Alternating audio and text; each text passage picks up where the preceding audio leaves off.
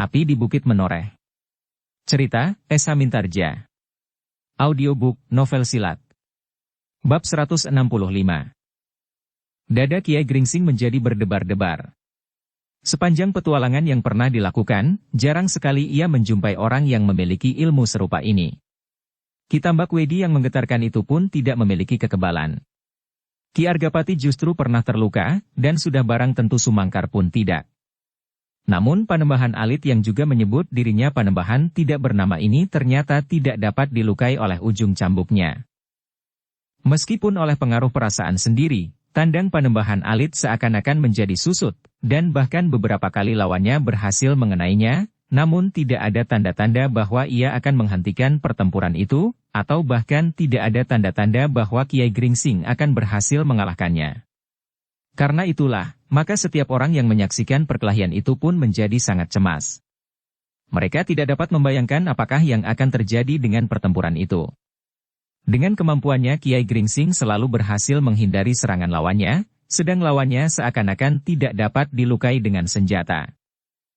Jika pertempuran berlangsung terus seperti ini, maka aku kira tidak akan dapat selesai 3 hari 3 malam, berkata Raden Sutawijaya kepada diri sendiri. Namun Raden Sutawijaya tidak dapat berbuat apa-apa. Jika ia turun ke gelanggang dan tidak memiliki kemampuan bergerak seperti Kiai Gringsing, maka ia tentu akan segera diterkam oleh bencana karena di dalam keadaan yang pahit itu, Panembahan Alit masih tetap seorang yang sangat berbahaya. Dengan sepenuh tenaga Kiai Gringsing mencoba untuk mempergunakan saat-saat yang tidak menguntungkan bagi Panembahan Alit itu. Tetapi setiap kali ia gagal. Bahkan Kiai Gringsing pun menjadi cemas. Jika Panembahan Alit berhasil mengatasi persoalan di dalam dirinya, atau justru menjadi putus asa sama sekali dan bertempur membabi buta, maka akibatnya akan pahit pula baginya. Justru karena senjatanya seakan-akan tidak mampu menembus pertahanan kekebalan kulit Panembahan Alit itu. Dengan demikian maka pertempuran itu pun menjadi kian sengit. Kiai Gringsing berusaha sekuat tenaga untuk mencoba menembus kekebalan kulit Panembahan Alit. Tetapi usahanya tidak berhasil, karena kulit Panembahan Alit itu pun seakan-akan telah berlapis baja. Sejenak Kiai Gringsing menjadi termangu-mangu. Bahkan kadang-kadang ia harus meloncat surut. Namun ia tidak dapat ingkar dari kenyataan yang dihadapinya. Lawannya tidak dapat dilukai dengan senjatanya. Karena itu, Kiai Gringsing tidak dapat berbuat lain, meskipun seakan-akan ia telah menyimpan ilmunya yang jarang-jarang sekali dipergunakannya itu, karena ia hampir tidak pernah menjumpai lawan yang sekuat Panembahan Alit, namun akhirnya datang saatnya ia harus mempergunakannya lagi. Dalam keadaan yang sangat terdesak, Kiai Gringsing menggeretakkan giginya. Matanya menjadi merah dan tiba-tiba saja orang-orang yang berdiri di sekeliling arena melihat perubahan pada wajah orang tua itu. Kiai Gringsing yang berwajah lunak dan sejuk itu, betapapun ia dilibat oleh kesulitan di dalam pertempuran tiba-tiba menjadi seorang yang berwajah keras seperti batu-batu padas di tebing pegunungan. Matanya menjadi seakan-akan bersinar kemerah-merahan oleh goncangan di dalam dirinya. Ternyata Kiai Gringsing sedang memusatkan segenap kemampuannya pada ilmunya yang selama ini tidak pernah dibangunkannya lagi, setelah ia meninggalkan lingkungannya pada masa Demak masih berkuasa. Meskipun saat itu ia masih muda, namun gurunya telah mempercayakan sebuah ilmu yang hampir tidak dapat dicarinya duanya. Di dalam kesulitan itulah, maka Kiai Gringsing mencoba untuk membangunkan ilmunya. Ilmu yang masih sangat asing meskipun bagi murid-muridnya sendiri. Dengan sebuah loncatan panjang Kiai Gringsing menjauhi lawannya. Kemudian dengan sepenuh kekuatan yang terpusat pada anggota badan wadaknya, maka Kiai Gringsing mengangkat sebelah tangannya yang menggenggam cambuknya tinggi-tinggi menyilangkan tangan kiri di dadanya, dan sambil menggeram ia mematangkan dirinya pada pusat kekuatan yang ada padanya. Pada saat itu, Ki Waskita yang sedang berusaha mengejar Panembahan Agung yang telah meninggalkan bentuk semuanya begitu saja sehingga seperti asap lenyap perlahan-lahan, melihat dari kejauhan sikap Kiai Gringsing itu. Sejenak ia tertegun. Sebuah getaran telah mengguncang dadanya. Ilmu itu adalah ilmu yang dianggapnya telah tenggelam dilanda oleh arus waktu yang keras. Namun ternyata ia masih sempat melihat seseorang bersikap seperti yang pernah dilihatnya. Namun Ki Waskita harus berusaha menenangkan debar jantungnya, karena ia harus mengejar Panembahan Agung. Dengan kemampuan mengenal isyarat di dalam dirinya, Ki Waskita dapat menduga kemana arah yang dilalui oleh Panembahan Agung itu. Demikianlah maka dengan segenap kemampuan yang ada padanya, Ki Waskita berlari menyusup semak-semak dan gerumbul-gerumbul perdu memotong arah Panembahan Agung. Ia yakin bahwa pada suatu saat ia tentu akan dapat menyusulnya. Jika tidak di hari itu maka di malam hari ia akan berhasil. Dan jika tidak di malam hari, maka ia akan mengejarnya terus, meskipun ia harus berlari sampai 3 hari 3 malam.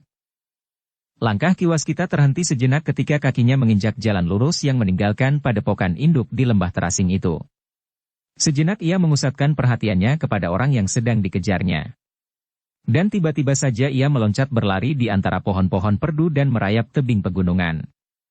Di antara batu-batu padas, Ki Waskita pun kemudian mencoba memotong arah dan menyilang sebuah jalan sempit yang mendaki pegunungan itu. Tetapi tiba-tiba wajahnya menjadi tegang. Ia sama sekali tidak melihat bekas-bekas kaki di jalan sempit yang kotor itu. Karena itu maka dicobanya untuk meraba buruannya dengan inderanya yang lain. Terdengar Ki Waskita menggeram. Ternyata ia telah melampaui jalur jalan yang ditempuh oleh Panembahan Agung itu, sehingga ia terpaksa meluncur turun beberapa langkah dengan tergesa-gesa. Ternyata bahwa isyarat yang dilihatnya dapat dipercayanya ketika ia juga melihat bekas kaki yang masih baru, menyelusuri sebuah jalan yang berbelok menyusur tebing. Panembahan Agung ternyata menempuh jalan yang tidak diperhitungkannya dengan nalar. Tetapi alat perabanya yang lain berhasil menyentuh jejak orang yang sangat berbahaya itu. Ia tidak akan dapat menghindar dengan cepat, berkata Ki Waskita kepada diri sendiri. Aku tentu mampu berlari lebih cepat daripadanya. Dengan demikian maka ia yakin bahwa Panembahan Agung semakin lama menjadi semakin dekat daripadanya, meskipun Ki Waskita belum melihatnya. Sebenarnya Panembahan Agung pun telah memperhitungkan bahwa hal itu akan terjadi. Tetapi ia merasa tidak akan ada gunanya mengganggu Ki Waskita dengan bentuk-bentuk semu yang dapat dibuatnya di sepanjang jejaknya, meskipun kemudian akan hilang dengan perlahan-lahan. Panembahan Agung yakin bahwa orang yang menyebut dirinya Jakaras itu akan dengan mudah mengatasi bentuk-bentuk semu yang dibuatnya. Sehingga bentuk-bentuk semu itu justru akan mempertegas jejaknya saja. Atau usaha untuk melindungi diri dari tangkapan isyarat pun ia tidak akan berhasil karena jarak yang sudah terlampau dekat. Sekali-sekali Panembahan Agung memang mencoba untuk membuat Ki Waskita bingung. Bukan dengan menciptakan jurang yang luas atau api yang membakar bukit, tetapi justru bentuk-bentuk yang sederhana dan kecil. Bekas-bekas kaki yang berbelok di jalan yang sebenarnya tidak dilaluinya. Beberapa kali Ki Waskita memang dapat dihambat dengan cara itu, karena semula Ki Waskita tidak menduga bahwa Panembahan Agung sempat melakukannya. Tetapi, ketika sekali ia disesatkan oleh bentuk semu, yang kemudian berhasil dipunahkannya, maka untuk seterusnya ia menjadi sangat berhati-hati. Di setiap simpangan ia melihat bekas-bekas yang diikutinya itu dengan mata ilmunya. Meskipun Ki Waskita selalu berhasil menemukan bekas kaki yang benar, tetapi usaha untuk mengetahui itu telah memerlukan waktu meskipun pendek. Dengan demikian maka Panembahan Agung mendapat kesempatan untuk memperpanjang jarak yang telah menjadi semakin pendek. Tetapi akhirnya Panembahan Agung sadar bahwa usahanya untuk melepaskan diri itu tidak akan berhasil. Ia tahu pasti bahwa Jakararas mampu menyelusur jejaknya bukan saja dari jejak-jejak kaki, tetapi juga getaran isyarat pada dirinya. Meskipun di dalam usaha melepaskan diri Panembahan Agung sudah membatasi kemungkinan itu sekecil-kecilnya, dengan ilmu yang ada padanya, mengaburkan setiap getaran yang dapat dikenal oleh orang lain, namun di dalam keadaan yang sulit itu, usahanya tidak banyak membawa hasil. Demikianlah maka Ki Waskita yang mengejarnya terus itu semakin lama menjadi semakin dekat. Sehingga pada akhirnya, ketika Ki Waskita telah sampai ke puncak bukit yang rendah, ia berhasil melihat di sela-sela semak belukar, Panembahan Agung yang sedang melarikan diri itu. Dengan ilmunya Ki Waskita pun kemudian berkata dari jarak yang jauh. Panembahan Agung, apakah kau masih akan berusaha untuk melarikan diri? Panembahan Agung mengerti bahwa suara itu bukan suara wajar Jakararas, seperti ia sendiri mampu melakukannya. Tetapi suara itu telah menggetarkan jantungnya pula. Namun Panembahan Agung itu pun menjawab. Jangan menakut-nakuti aku, Jakararas. Kau mempergunakan ilmumu.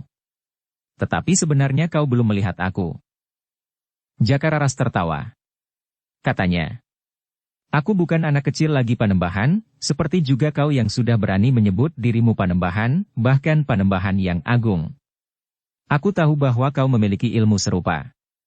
Tetapi aku kali ini tidak sedang bermain-main. Aku telah melihatmu.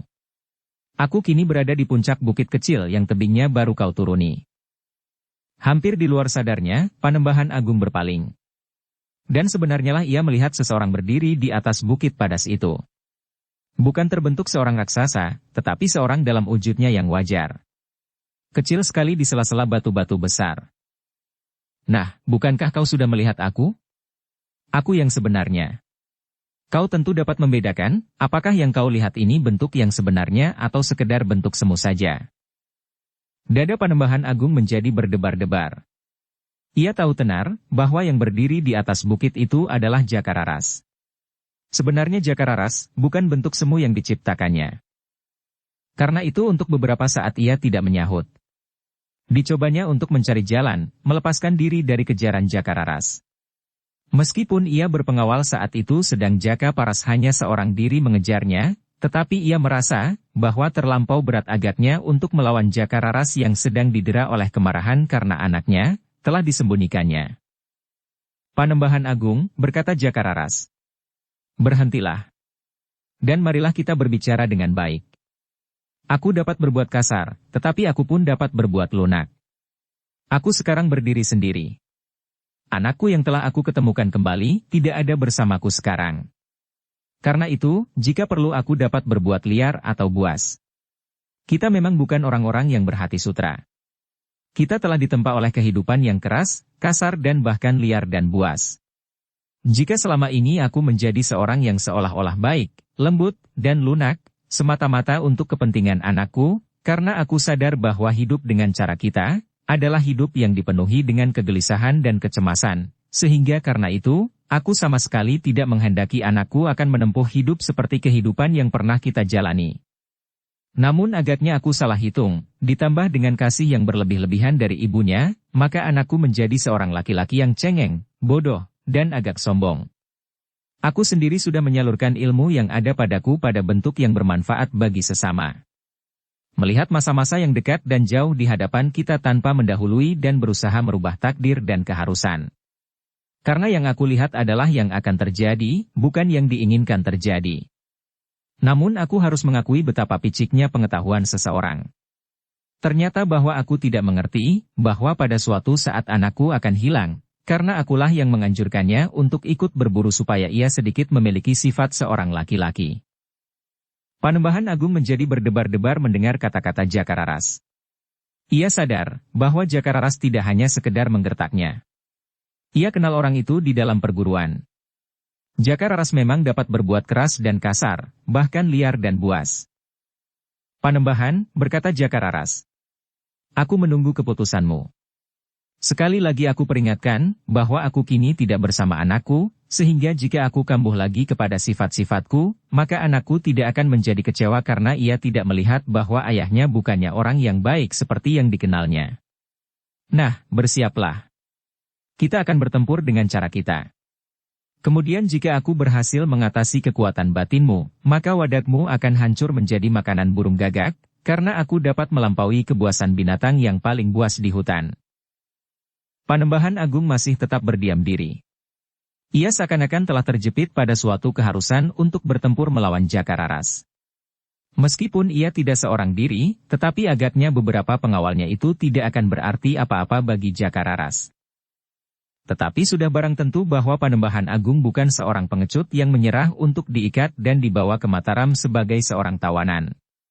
Dengan demikian ia akan dapat menjadi tontonan orang di alun-alun di negeri yang sedang tumbuh itu. Karena itu, maka tidak ada jalan lain yang dapat ditempuh kecuali bertempur sampai kemungkinan yang paling akhir. Panembahan Agung, terdengar lagi suara Jakararas. Kenapa kau tidak menjawab? Apakah kau sedang memperhitungkan untung dan rugi dari tindakan yang akan kau ambil? Panembahan Agung menarik nafas dalam-dalam. Katanya, Jakararas, kau memang selalu menghina aku. Tetapi sampai saat ini, hinaan itu sudah cukup banyak. Aku tidak mau lagi mendengarnya. Sebaiknya kau tidak usah mendekati aku, karena itu akan berarti maut bagimu. Pergilah. Jika anakmu sudah kembali padamu, baiklah. Dan segera pergilah daripadaku, agar aku tidak terlanjur berbuat lebih banyak lagi atasmu. Ah, kau aneh, Panembahan, sahut Jakararas, lalu. Seakan-akan kita adalah orang-orang yang baru pertama kali ini bertemu. Bukankah kita sudah saling mengenal sejak di perguruan? Dan aku tahu pula seorang yang bernama Panembahan Cahyakusuma, yang kemudian menyebut dirinya bernama Panembahan Agung. Jangan mencoba menakut-nakuti, seperti aku juga tidak akan ada gunanya menakut-nakuti kau. Yang akan kita lakukan selanjutnya ada dua pilihan. Kau menyerah atau kita bertempur sampai mati. Mungkin kau tetapi mungkin juga aku. Tetapi itu adalah akibat yang sudah sama-sama kita ketahui sebelumnya.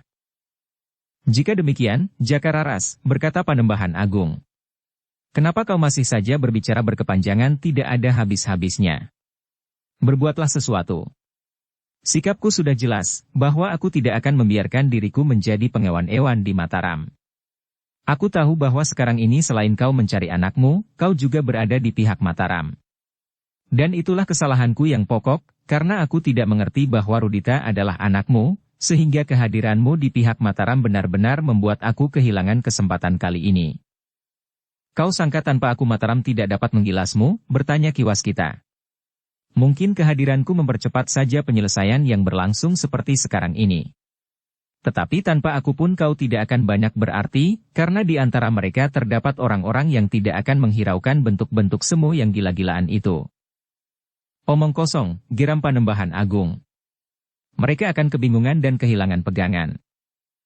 Jangan mimpi, sahut Ki Waskita. Kiai Gringsing akan mentertawakan ular nagamu, jurangmu, dan apimu. Ki Argapati akan menjadi acuh tidak acuh melihat raksasa yang berada di atas bukit-bukit padasnya. Dan bentuk-bentuk apalagi yang akan terwujud tentu tidak akan menarik perhatian. Jakaras itu berhenti sejenak, lalu. Sudahlah Panembahan Agung. Jika kau memang memilih jalan kekerasan, kebuasan yang liar, baiklah, aku akan segera menyusulmu. Panembahan Agung menggeram. Katanya. Datanglah. Aku akan menyambutmu. Jakararas tidak menyahut lagi. Ia pun kemudian menghambur menuruni tebing pegunungan mendekati Panembahan Agung yang sudah ada di lereng. Dalam pada itu, maka Panembahan Agung pun kemudian berkata lantang kepada pengawalnya. Tempatkan aku di atas jalan setapak menghadap arah ia akan datang. Sementara itu, Jakararas pun menjadi semakin dekat. Ia sadar bahwa lawannya adalah seorang yang memiliki kelebihan yang kadang-kadang tidak diduganya. Itulah sebabnya, maka ia pun menjadi sangat berhati-hati. Di dalam keadaan yang tegang itu, Jakararas tidak kehilangan penguasaan atas perasaannya. Betapapun ia marah dan dendam karena anaknya yang mendalami perlakuan yang sangat buruk itu. Namun ia tetap berhati-hati. Tetapi seperti Panembahan Agung, ia tidak akan lagi mempergunakan bentuk-bentuk semu, karena ia tahu bahwa bentuk-bentuk yang demikian itu tidak akan ada gunanya lagi, karena keduanya benar-benar telah berada di puncak ilmunya. Di balik sebuah batu padas, Ki Waskita terhenti sejenak. Ia menjadi ragu-ragu untuk melangkah maju. Karena itu, maka segera dilepasnya bajunya dan dilemparkannya dari balik batu padas itu. Dugaannya ternyata tidak salah. Begitu bajunya tersembul dari balik batu padas, sebuah anak panah yang besar telah menyambarnya. Jakararas menarik nafas. Jika ia sendiri yang muncul, maka dadanya tentu akan tembus. Ia tahu benar, bahwa busur dan anak panah Panembahan Agung adalah busur dan anak panah yang khusus. Hampir tidak ada orang yang mampu menarik busurnya yang besar itu, selain mereka yang memiliki tenaga melampaui tenaga orang kebanyakan. Gila. Panembahan Agunglah yang berteriak kemudian ketika ia sadar, bahwa yang dikenainya sama sekali bukan Jakararas, tetapi hanya selembar bajunya saja. Dalam pada itu, Ki Waskita telah meloncat menyusup gerumbul perdu dan melingkari sebuah gundukan padas yang besar dan menjadi semakin dekat dari tempat Panembahan Agung. Tetapi ia harus hati-hati, bahwa setiap kali anak panah Panembahan itu akan dapat menyambar lehernya, sehingga ia tidak dapat menarik nafas sekali lagi. Ternyata bahwa yang membingungkan Panembahan Agung kemudian sama sekali bukan bentuk-bentuk semu. Tetapi bentuk-bentuk wadak yang sebenarnya tidak mempunyai arti di dalam pertempuran itu. Baju Jakararas jauh lebih berarti daripada bentuk-bentuk apapun yang mengerikan atau yang menggetarkan jantung. Ternyata Panembahan Agung yang tidak dapat dibingungkan dengan bentuk-bentuk semu itu menjadi bingung dan mengumpat-umpat tidak habis-habisnya karena selembar baju yang telah dikenainya dengan anak panahnya. Kini Panembahan Agung memusatkan perhatiannya kepada keadaan di sekelilingnya. Ia sadar bahwa setiap saat Jakararas akan muncul dan menerkamnya. Dicobanya untuk menangkap setiap gerak dan getar dari udara di sekelilingnya. Tetapi agaknya Jakararas berhasil membersihkan dirinya dari isyarat-isyarat yang akan dapat ditangkap oleh Panembahan Agung. Tetapi Panembahan Agung tidak berdiri sendiri. Beberapa orang pengawal pilihannya pun segera menebar dan menjaga segala penjuru. Mereka pun sadar bahwa lawan Panembahan Agung kali ini bukannya orang kebanyakan. Bahkan memiliki ilmu yang serupa dengan ilmu Panembahan Agung sendiri. Karena itu, maka mereka pun telah menyiapkan senjata telanjang. Setiap saat Jakararas muncul, maka mereka akan beramai-ramai menyerangnya, sebelum Panembahan Agung akan mengakhiri nyawanya dengan anak panahnya yang luar biasa itu.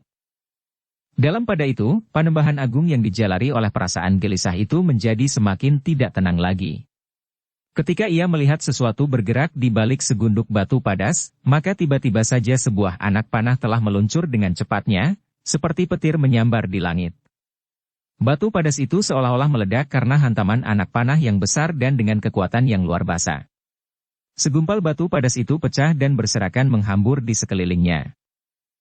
Mereka yang melihat dan mendengar ledakan itu menahan nafas. Jika yang dikenalnya itu tubuh seseorang, maka tubuh ini tentu akan tembus oleh anak panah raksasa itu, dan tulang-tulangnya pun akan remuk menjadi debu. Dalam pada itu, kiwas kita pun menjadi berdebar-debar. Ia sadar akan kemampuan Panembahan Agung. Karena itu, maka ia pun harus berhati-hati. Tetapi bagi Jakararas, tentu tidak mungkin melawan Panembahan Agung yang memiliki kesaktian tiada taranya itu hanya dengan tangannya. Karena itu, untuk beberapa saat ia menjadi ragu-ragu sambil berjongkok di balik sebuah batu besar. Sudah bertahun-tahun ia tidak mempergunakan senjatanya. Tetapi di dalam keadaan ini, ia tidak akan dapat berbuat lain. Betapapun ia dicengkam oleh keraguan-raguan, namun akhirnya kiwas kita itu pun melepaskan ikat pinggangnya yang besar, yang terbuat dari kulit berlapis baja pilihan.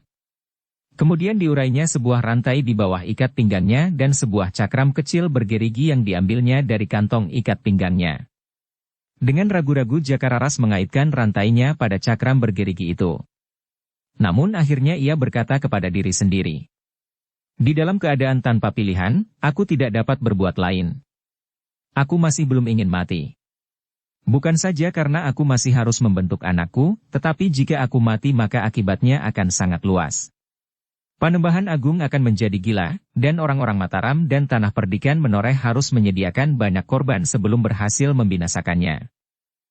Karena itu, maka Jakararas pun kemudian menggeretakkan giginya, seakan-akan ingin mengusir keraguan-raguan yang masih saja menggelitiknya. Sambil menggeram maka kiwas kita itu pun berkata kepada diri sendiri. Bukan maksudku. Tetapi apa boleh buat? Namun sejenak kiwas kita menundukkan kepalanya, bagaimanapun juga ia merasa bertanggung jawab atas perbuatannya. Bukan saja kepada orang lain, tetapi terutama kepada penciptanya.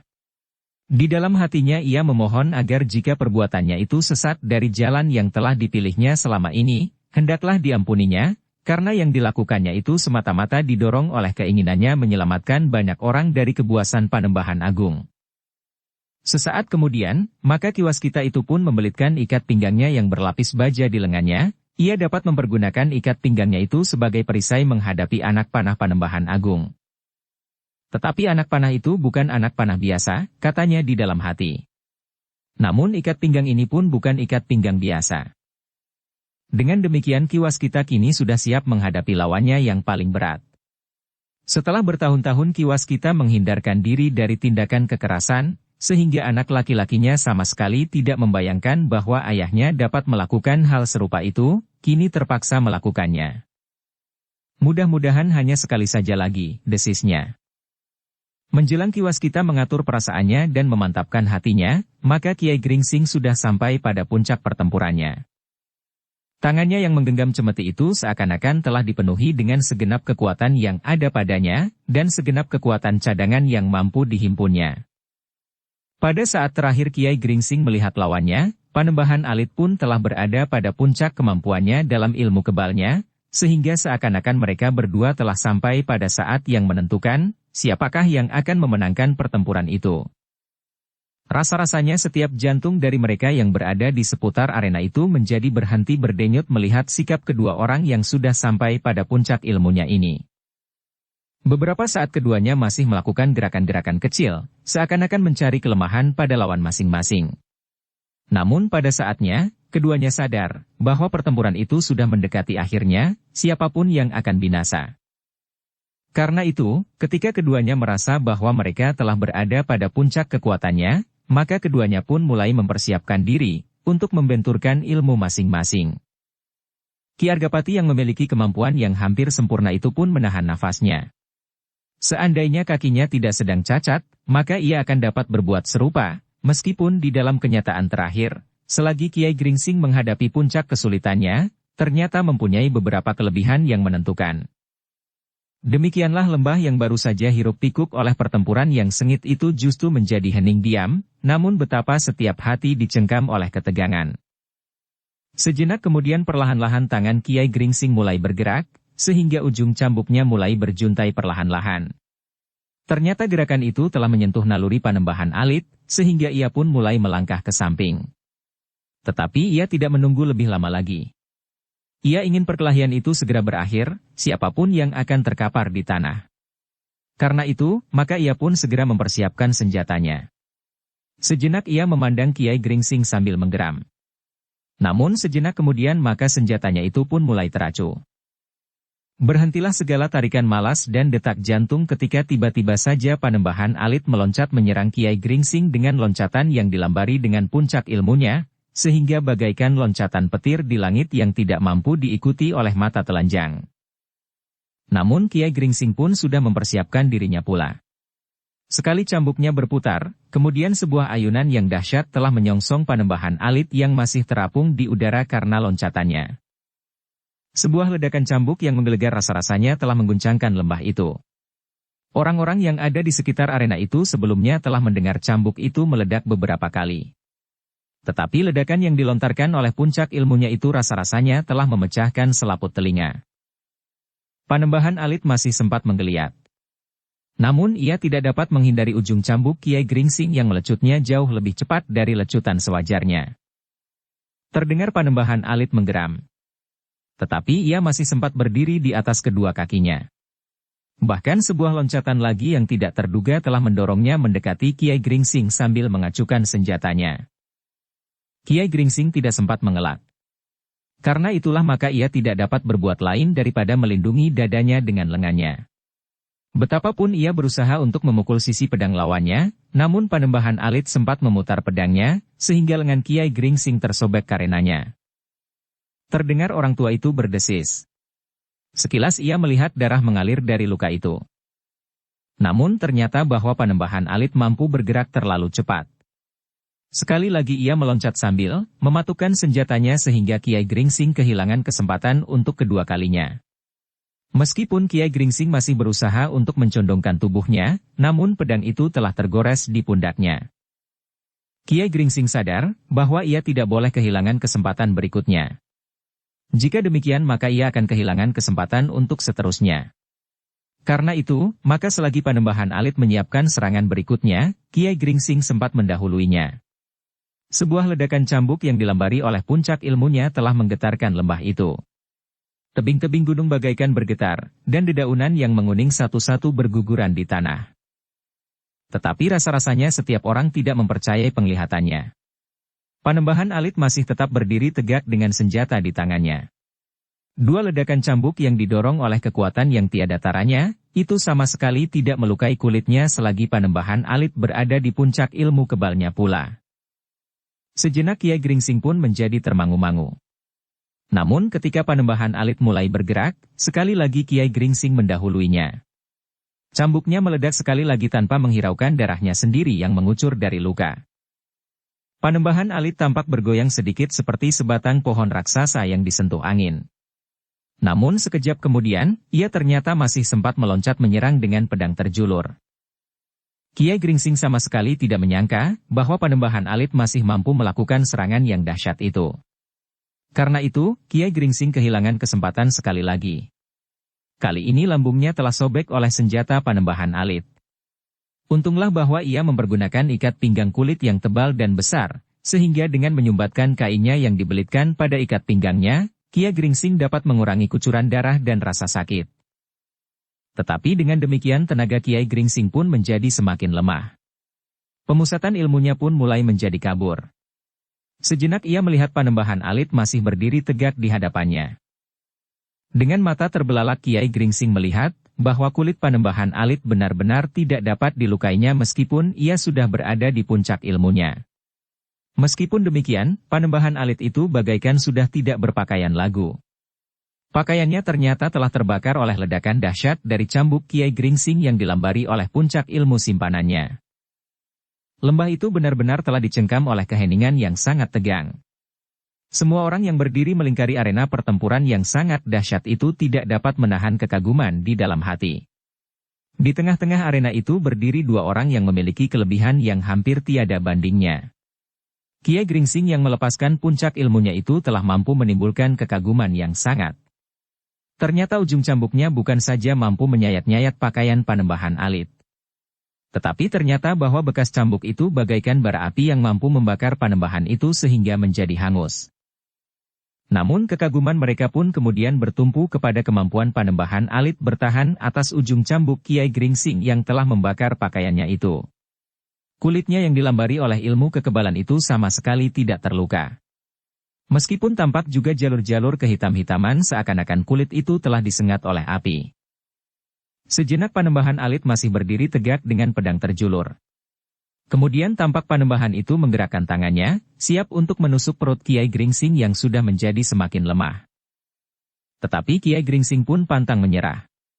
Dengan sisa puncak ilmu yang masih ada, sekali lagi ia meledakkan cambuknya, tepat mengenai leher Panembahan Alit.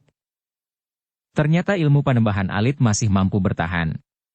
Lehernya sama sekali tidak terluka. Tetapi orang-orang yang berdiri di sekitar arena itu pun kemudian menyaksikan perubahan yang terjadi pada keduanya. Kiai Gringsing yang kehilangan pemusatan ilmunya itu pun menjadi semakin tidak berdaya.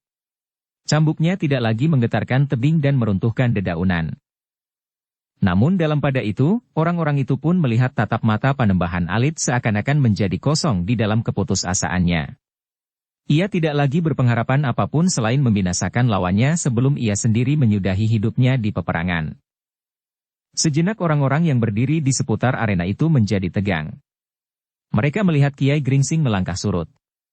Dan mereka pun melihat Panembahan Alit selangkah maju mendekati dengan pedang di tangan. Betapapun juga, Kiai Gringsing masih tetap siap melecutkan cemetinya, meskipun pandangan matanya menjadi kabur. Darah yang mengalir dari lukanya telah membasahi sebagian besar tubuhnya. Luka-lukanya di pundak, lengan, dan lambung rasa-rasanya telah menghisap semua tenaganya dan bahkan pemusatan puncak ilmunya. Ketika Panembahan Alit melangkah sekali lagi, maka dengan lemahnya Kiai Gringsing masih mengayunkan cambuknya. Tetapi cambuknya tidak lagi melecut dan meledak dalam gerak sendal pancing. Bahkan di luar kemampuan Kiai Gringsing yang lemah itu, ternyata ujung cambuknya telah tersangkut pada tubuh Panembahan Agung. Di saat terakhir itulah Kiai Gringsing telah kehilangan segenap kemampuannya untuk bertahan. Matanya menjadi berkunang-kunang. Ia sadar bahwa terlampau banyak darah yang mengalir dari lukanya, sehingga ia tidak mampu lagi mempertahankan puncak ilmunya. Sekilas Kiai Gringsing masih melihat Panembahan Alit yang tidak dapat dilukainya itu masih berdiri tegak tanpa mengibaskan ujung cambuknya. Sesaat kemudian, Kiai Gringsing sudah tidak mampu lagi mempertahankan keseimbangannya. Perlahan-lahan ia terhuyung-huyung dan jatuh pada lututnya. Ia masih mencoba berpegangan pada tangkai cambuknya yang ujungnya tersangkut pada lawannya. Tetapi rasa-rasanya kesadarannya menjadi semakin samar. Dan ia pun jatuh terlentang di atas tanah dengan perlahan-lahan. Semua orang yang menyaksikan menahan nafas. Bahkan rasa-rasanya jantung Agung Sedayu dan Swandaru akan meledak menyaksikan hal itu. Kekalahan gurunya akan berarti kebinasaan bagi semua orang yang ada di lembah itu, karena Panembahan Alit akan mampu mengalahkan setiap orang dari mereka. Apalagi apabila Panembahan Agung sendiri akan turun ke gelanggang. Namun demikian, bukan saja keduanya, tetapi semua orang yang ada di sekitar arena itu telah membulatkan hati untuk melawan siapapun juga tanpa menghiraukan apapun akibatnya. Tetapi ternyata bahwa sekali lagi mereka dicengkam oleh peristiwa yang menggetarkan dada mereka.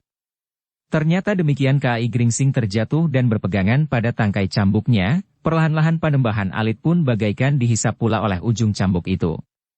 Ternyata kemampuan jasmaniahnya terbatas pula seperti Ki Gringsing. Meskipun kulitnya tidak terluka, namun Panembahan Alit telah kehilangan semua kekuatannya.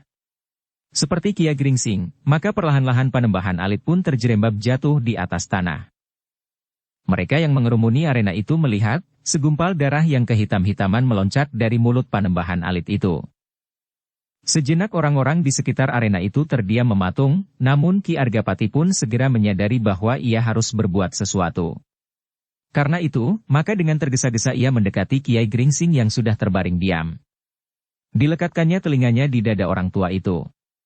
Dan perlahan-lahan ia berdesis. Aku masih mendengar detak jantungnya. Agung Sedayu, Swandaru dan orang-orang lain bagaikan sadar dari mimpi mereka yang paling buruk. Mereka pun segera berloncatan mendekatinya. Darah ini masih saja mengalir, desis Ki Argapati. Lalu, jika Ki Gringsing kehabisan darah, maka tidak ada jalan untuk menolongnya. Orang-orang yang ada di sekitarnya saling berpandangan sejenak. Ki Gringsing sendiri sudah menjadi semakin lemah. Matanya terpejam dan nafasnya menjadi terengah-engah. Ki Gede, tiba-tiba Agung Sedayu berdesis. Biasanya Ki Gringsing membawa obat pada kantong ikat pinggangnya. Oh, Ki Argapati dengan tergesa-gesa mencari obat yang memang biasa dibawa oleh Ki Gringsing. Ternyata di kantong ikat pinggang Ki Gringsing memang terdapat beberapa bumbung kecil berisi serbuk-serbuk obat. Tetapi Agung Sedayu tidak dapat mengatakan, yang manakah yang harus dipergunakan. Dalam kebingungan itu, Ki Argapati mencoba berbisik di telinga Ki Gringsing. Kiai. Ternyata bahwa perlahan-lahan Ki Gringsing masih sempat membuka matanya. Meskipun kabur, namun ia melihat bayangan orang-orang yang mengerumuninya. Ki Argapati mempergunakan kesempatan itu sebaik-baiknya. Ditunjukkannya beberapa buah bumbung di tangannya. Bumbung kecil yang berwarna wulung, yang lain berwarna kuning dan yang lain lagi dari ujung pring tutul yang berbintik-bintik. Ketika Ki Argapati menunjukkan sebuah bumbung kecil yang terbuat dari pring gading, maka Ki Gringsing mengangguk kecil. Ki Argapati tidak menyia-nyiakan waktu. Ia tahu bahwa obat yang dicarinya terdapat di dalam bumbung kecil itu. Karena itu, maka ia pun segera membukanya dan menaburkan serbuk berwarna putih kehitam-hitaman ke atas luka-luka di lengan, pundak dan lambung Ki Gringsing. Betapa lemahnya orang tua itu, namun ternyata perasaan sakit yang menyengat membuatnya menggeliat. Namun kemudian orang tua itu mengatupkan bibirnya rapat-rapat. Bahkan Ki Gringsing itu pun kemudian jatuh pingsan. Namun dalam pada itu, ternyata obat yang ditaburkannya di atas luka-lukanya mulai bekerja. Perlahan-lahan darah yang mengalir itu pun menjadi mampat. Mudah-mudahan kita berhasil, desis Ki Demang yang sejak semula berdiri saja seperti patung. Mudah-mudahan, desis Ki Argapati. Di belakang Ki Argapati, Pandan Wangi berdiri termangu-mangu. Sekilas terkenang ujung dari peristiwa ini. Semula yang akan dilakukannya hanyalah sekedar berburu di hutan liar itu. Tetapi akhirnya ia telah menyeret tanah perdikan menoreh ke dalam peperangan yang gawat. Sudah barang tentu ada beberapa orang korban yang jatuh. Dan bahkan di hadapannya seorang tua yang memiliki ilmu hampir sempurna ini pun terbaring diam dengan beberapa buah luka di tubuhnya. Tetapi ketika orang-orang itu melihat luka di tubuh Gringsing tidak lagi mengucurkan darah, mereka menjadi agak tenang dan berpengharapan. Dalam pada itu, barulah mereka teringat pada tubuh yang lain yang terbaring tidak jauh dari tempat itu. Tubuh Panembahan Alit.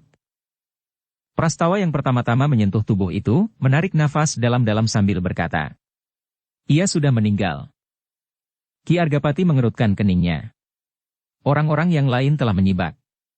Dan Ki Argapati pun mendekati tubuh yang terbaring diam itu. Sementara Ki Demang Sangkal Putung masih tetap menunggui Ki Gringsing. Ketika Ki Argapati meraba-raba tubuh Panembahan Alit yang bagaikan disengat oleh bara api hampir di seluruh tubuhnya, meskipun tubuh itu tidak terluka sama sekali, terasa betapa kedahsyatan ilmu Ki Gringsing telah meremukkan tulang-tulangnya. Panembahan alit memang seorang yang kebal, berkata Ki Argapati. Tetapi ternyata bagian dalam tubuhnya tidak mampu bertahan atas ujung cambuk Kiai Gringsing. Ujung cambuk yang mampu membakar pakaiannya dengan ledakan-ledakan yang dahsyat dan membuat jalur-jalur hitam di kulit yang kebal ini. Orang-orang yang kemudian mengerumuni tubuh yang terbaring diam itu menjadi semakin kagum. Kagum akan kekebalan kulit Panembahan alit dan kagum akan kedahsyatan tenaga Kiai Gringsing yang mampu meremukkan bagian dalam tubuh Panembahan alit itu. Jika kita tidak bersama Kiai Gringsing dan Ki Waskita, berkata Sutawijaya kemudian dengan nada yang dalam dan datar. Aku kira, yang akan kembali hanyalah sekedar nama-nama kita saja. Ki Argapati mengangguk-anggukan kepalanya. Namun tiba-tiba ia teringat Ki Waskita, sehingga tanpa sesadarnya ia berkata. Ya, Ki Waskita masih belum ada di antara kita. Semua orang menengadahkan wajahnya. Mereka tidak lagi melihat bentuk-bentuk semu di sekitar lembah itu. Karena itu, maka Pandanwangi pun berdesis. Masih ada seorang yang lain yang harus dihadapi. Ya, Panembahan Agung, desis Sutawijaya. Ki Argapati menarik nafas dalam-dalam. Tetapi tampak ketegangan membayang di wajahnya. Panembahan Agung tentu memiliki kemampuan yang setidak-tidaknya mengimbangi kemampuan Panembahan alit di dalam olah kanuragan, selain ilmu semuanya. Dan Ki Argapati tidak lagi dapat mengharapkan Kiai Gringsing yang sudah terluka parah. Namun dalam pada itu mereka semuanya terkejut ketika mereka mendengar seseorang berkata di antara mereka. Serahkan Panembahan Agung kepada Ki Waskita. Ki Sumangkar, desis beberapa orang bersamaan. Perhatian mereka yang terpusat kepada Kiai Gringsing dan Panembahan alit membuat mereka tidak segera melihat kehadiran Ki Sumangkar yang membimbing seorang anak muda. Sumangkar tersenyum. Tetapi di wajahnya masih nampak ketegangan yang mencengkam perasaannya. Sambil membimbing Rudita ia melangkah maju. Aku telah mengambil Rudita dari sarang mereka, berkata Sumangkar. Syukurlah. Pandanwangilah yang meloncat ke depan. Wajahnya seolah-olah memancar meskipun hanya sejenak. Jadi, tidak terjadi apa-apa atasmu Rudita? Rudita termangu-mangu sejenak. Namun ia pun kemudian menggelengkan kepalanya. Kau tidak mengalami sesuatu? Bertanya Pandanwangi seolah-olah tidak percaya. Sekali lagi Rudita menggeleng. Perlahan-lahan ia menjawab seolah-olah suaranya tersangkut di kerongkongannya. Tidak, Pandanwangi. Pandanwangi menarik nafas dalam-dalam sambil menekankan tangannya di dadanya. Syukurlah. Tuhan masih melindungi kita semua. Namun dalam pada itu Ki Argapati bertanya. Tetapi di manakah Ki Waskita? Aku sudah menyerahkan anak ini kepada ayahnya. Tetapi Ki Waskita mengembalikannya kepadaku. Ia kini sedang berusaha untuk menemukan Panembahan Agung. Oh, dada Ki Argapati menjadi berdebar-debar. Ia merasa berkewajiban untuk menemukannya, sambung Ki Sumangkar. Tetapi, apakah Ki Waskita sudah siap menghadapinya dengan segala macam cara? Bertanya Ki Argapati. Ia cukup masak di dalam sikap. Karena itu, ia tentu dapat mengukur dirinya sendiri sebelum ia memutuskan untuk menemui Panembahan Agung. Ki Argapati tidak menyahut. Namun nampak kecemasan membayang di wajahnya meskipun tidak dikatakannya, karena jika dengan demikian Rudita akan menjadi semakin gelisah. Ki Waskita minta agar Rudita berada di antara kita. Agaknya tidak lagi akan ada bahaya yang mengancam. Seandainya masih ada juga, maka kita bersama-sama akan dapat melindunginya. Ki Argapati masih saja mengangguk-anggukkan kepalanya. Namun tiba-tiba saja Ki Sumangkar bertanya. Jadi bagaimana dengan Kiai Gringsing? Ki Argapati berpaling memandangi tubuh Kiai Gringsing yang masih terbaring ditunggui oleh Ki Demang Sangkal Putung. Lukanya sudah tidak lagi mengucurkan darah. Tetapi ia menjadi sangat lemah. Luka itu tampaknya cukup parah. Ya, cukup parah. Mudah-mudahan kita tidak terlambat. Darahnya sudah terlampau banyak mengalir. Ki Sumangkar termenung sejenak. Namun kemudian perlahan-lahan ia melangkah mendekati Kiai Gringsing. Ia pingsan, desis Ki Argapati. Jadi bagaimana dengan Kiai Gringsing? Tetapi ia sudah mulai menggerakkan pelupuk matanya, desis Ki Demang Sangkal Putung. Apakah tidak ada setitik air yang dapat dipercikkan ke bibirnya? Agaknya Kiai Gringsing merasa halus sekali. Kita belum tahu, apakah ada air di sekitar tempat ini. Dan seandainya di padukuhan itu ada air, apakah airnya masih dapat kita minum tanpa kecurigaan apapun juga? Ki Sumangkar menjadi termangu-mangu. Ia sadar bahwa segala cara dapat dipakai oleh lawan untuk membunuh musuhnya. Dan Ki Sumangkar pun kadang-kadang masih merasa ngeri mendengar cerita tentang racun di alas Mentaok. Ketika Ki Sumangkar kemudian berjongkok di samping Kiai Gringsing, ternyata orang itu sudah mulai sadar. Karena itu maka Ki Sumangkar pun kemudian berkata, "Jika Kiai Gringsing mendapatkan kesadarannya sepenuhnya kembali, kita berpengharapan besar bahwa ia akan dapat sembuh kembali." Kiai Gringsing tentu dapat menyebut obat apakah yang diperlukannya. Ki Argapati mengangguk-anggukan kepalanya, lalu katanya, "Apakah tidak sebaiknya Kiai Gringsing kita sisihkan dan kita tempatkan di tempat yang agak tenang?" "Sebaiknya demikian. Biarlah murid-muridnya membawanya ke bawah pepohonan yang rimbun di kaki tebing itu," sahut Sumangkar. Demikianlah maka Agung Sedayu dan Swandaru membawa Kiai Gringsing yang masih sangat lemah itu menepi. Tetapi Kiai Gringsing ternyata sudah tidak pingsan lagi. Tetapi wajahnya masih sangat pucat dan tubuhnya sangat lemah. Dalam pada itu, ketika Kiai Gringsing sudah berada di tempat yang lebih tenang, maka Ki Argapati pun mulai menanyakan lagi tentang Ki Waskita. Ia pergi seorang diri. Ki Argapati menarik nafas dalam-dalam, lalu, "Apakah tidak sebaiknya kita menyusulnya?" Sumangkar merenung sejenak, lalu, "Ki Gede, sebaiknya Ki Gede berada di tempat ini. Kiai Gringsing tidak akan dapat ditinggalkan begitu saja. Biar aku sajalah yang mencari Ki Waskita. Mungkin aku dapat menemukannya." Ki Argapati memandang Ki Sumangkar sejenak, lalu, "Tugas itu cukup berbahaya, Ki Sumangkar. Aku sadari. Tetapi aku sudah berniat melakukannya." Tanpa disadari Ki Sumangkar memandang kaki Ki Gede yang cacat, sehingga Ki Gede menoreh memotong kata-katanya. "Aku mengerti, Ki Sumangkar." Agaknya Ki Sumangkar mencemaskan kakiku. "Bukan, Ki Gede," cepat-cepat Sumangkar menyahut. "Bukan hanya karena itu. Tetapi ada sebab-sebabnya yang lain. Dan agaknya Ki Argapati memang lebih baik berada di sini." "Jika demikian, biarlah aku saja yang ikut bersamamu," berkata Sutawijaya tiba-tiba. Ki Sumangkar memandang anak muda itu sejenak, lalu, "Angger memimpin pasukan dari Mataram." Sutawijaya termenung sejenak. Kemudian dilontarkannya pandangan matanya kepada Pokan yang sudah benar-benar dikuasai oleh pasukan Mataram dan Tanah Perdikan menoreh. Maka katanya kemudian, "Di sini sudah tidak ada apa-apa lagi. Pasukan kita sudah menguasai keadaan sepenuhnya. Tetapi persoalannya belum berarti selesai. Jika timbul sesuatu yang memerlukan keputusan Raden, maka Raden harus berada di antara mereka." Sutawijaya menarik nafas dalam-dalam. Tetapi ia tidak membantah lagi. Dalam pada itu Ki Sumangkar pun kemudian berkata, "Aku akan pergi sendiri. Aku serahkan Rudita kepada Ki Argapati. Mudah-mudahan aku segera menemukannya." "Hati-hatilah," pesan Ki Argapati. Panembahan Alit telah berhasil mengimbangi kemampuan Kiai Gringsing. Bahkan hampir saja membawanya serta ke dalam kekuasaan maut. Karena itu Panembahan Agung tentu merupakan orang yang lebih berbahaya dari Panembahan Alit itu. "Baiklah, Ki Gede," jawab Sumangkar. "Aku akan sangat berhati-hati."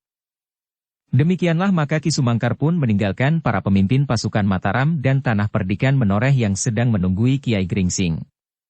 Namun agaknya keadaan Kiai Gringsing sendiri menjadi berangsur baik. Dengan tergesa-gesa Sumangkar mencoba mencari jejak yang ditinggalkan oleh Ki Waskita.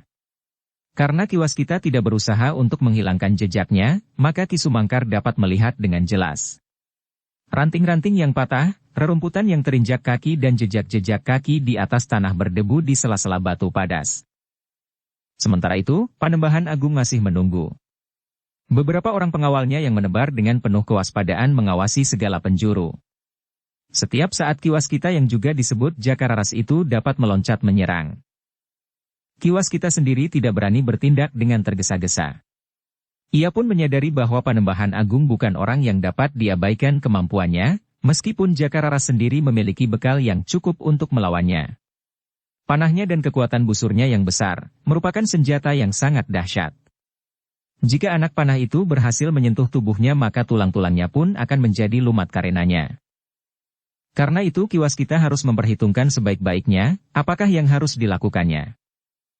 Dari tempatnya bersembunyi, ia dapat melihat samar-samar beberapa orang pengawal Panembahan Agung, sehingga karena itu ia harus bertindak dengan tepat.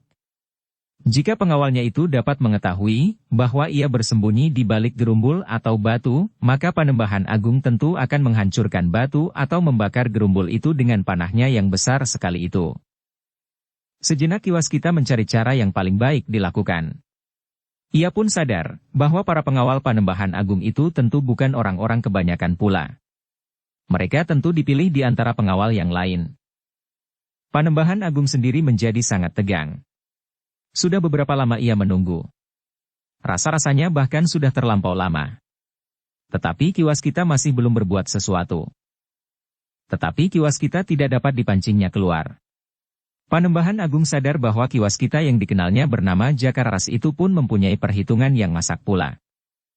Karena itu untuk beberapa saat lamanya, kedua belah pihak hanya saling menunggu saja. Panembahan Agung tidak dapat mencari kiwas kita, sedang kiwas kita tidak segera menemukan cara untuk menyerang, karena Panembahan Agung memiliki beberapa orang pengawal.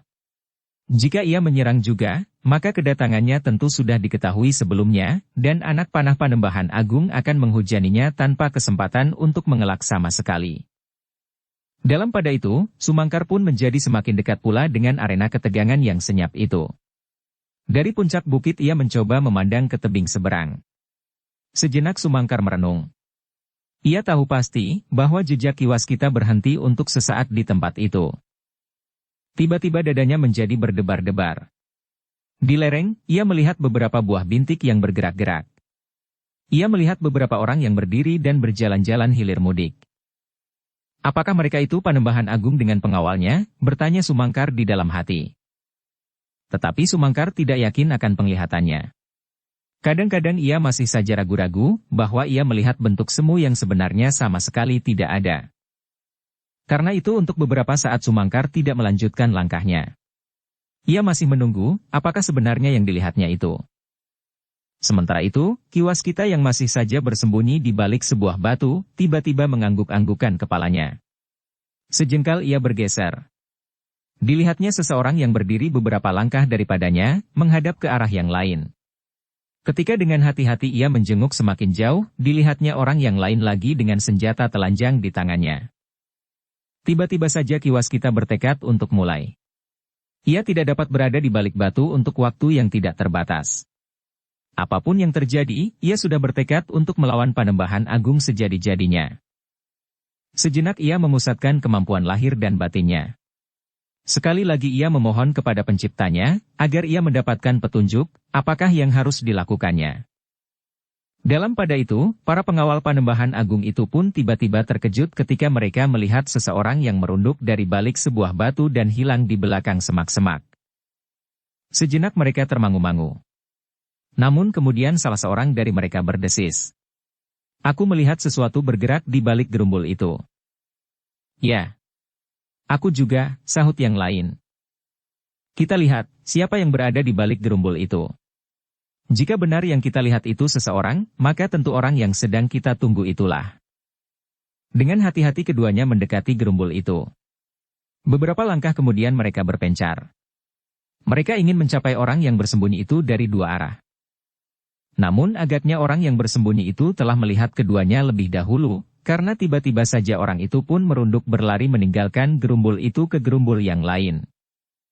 Setelah yakin bahwa yang ditunggunya berusaha menghindar maka salah seorang dari kedua pengawal itu berkata lantang. Orang itu berada di sini. Para pengawal yang lain pun berlari-larian mendekatinya.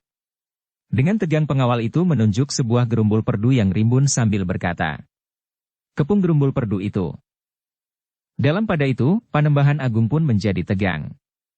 Dari tempatnya ia tidak melihat sesuatu, sehingga karena itu ia bertanya. Apakah yang kalian lihat? Seseorang. Tentu yang sedang mengejar kita, jawab salah seorang. Di mana?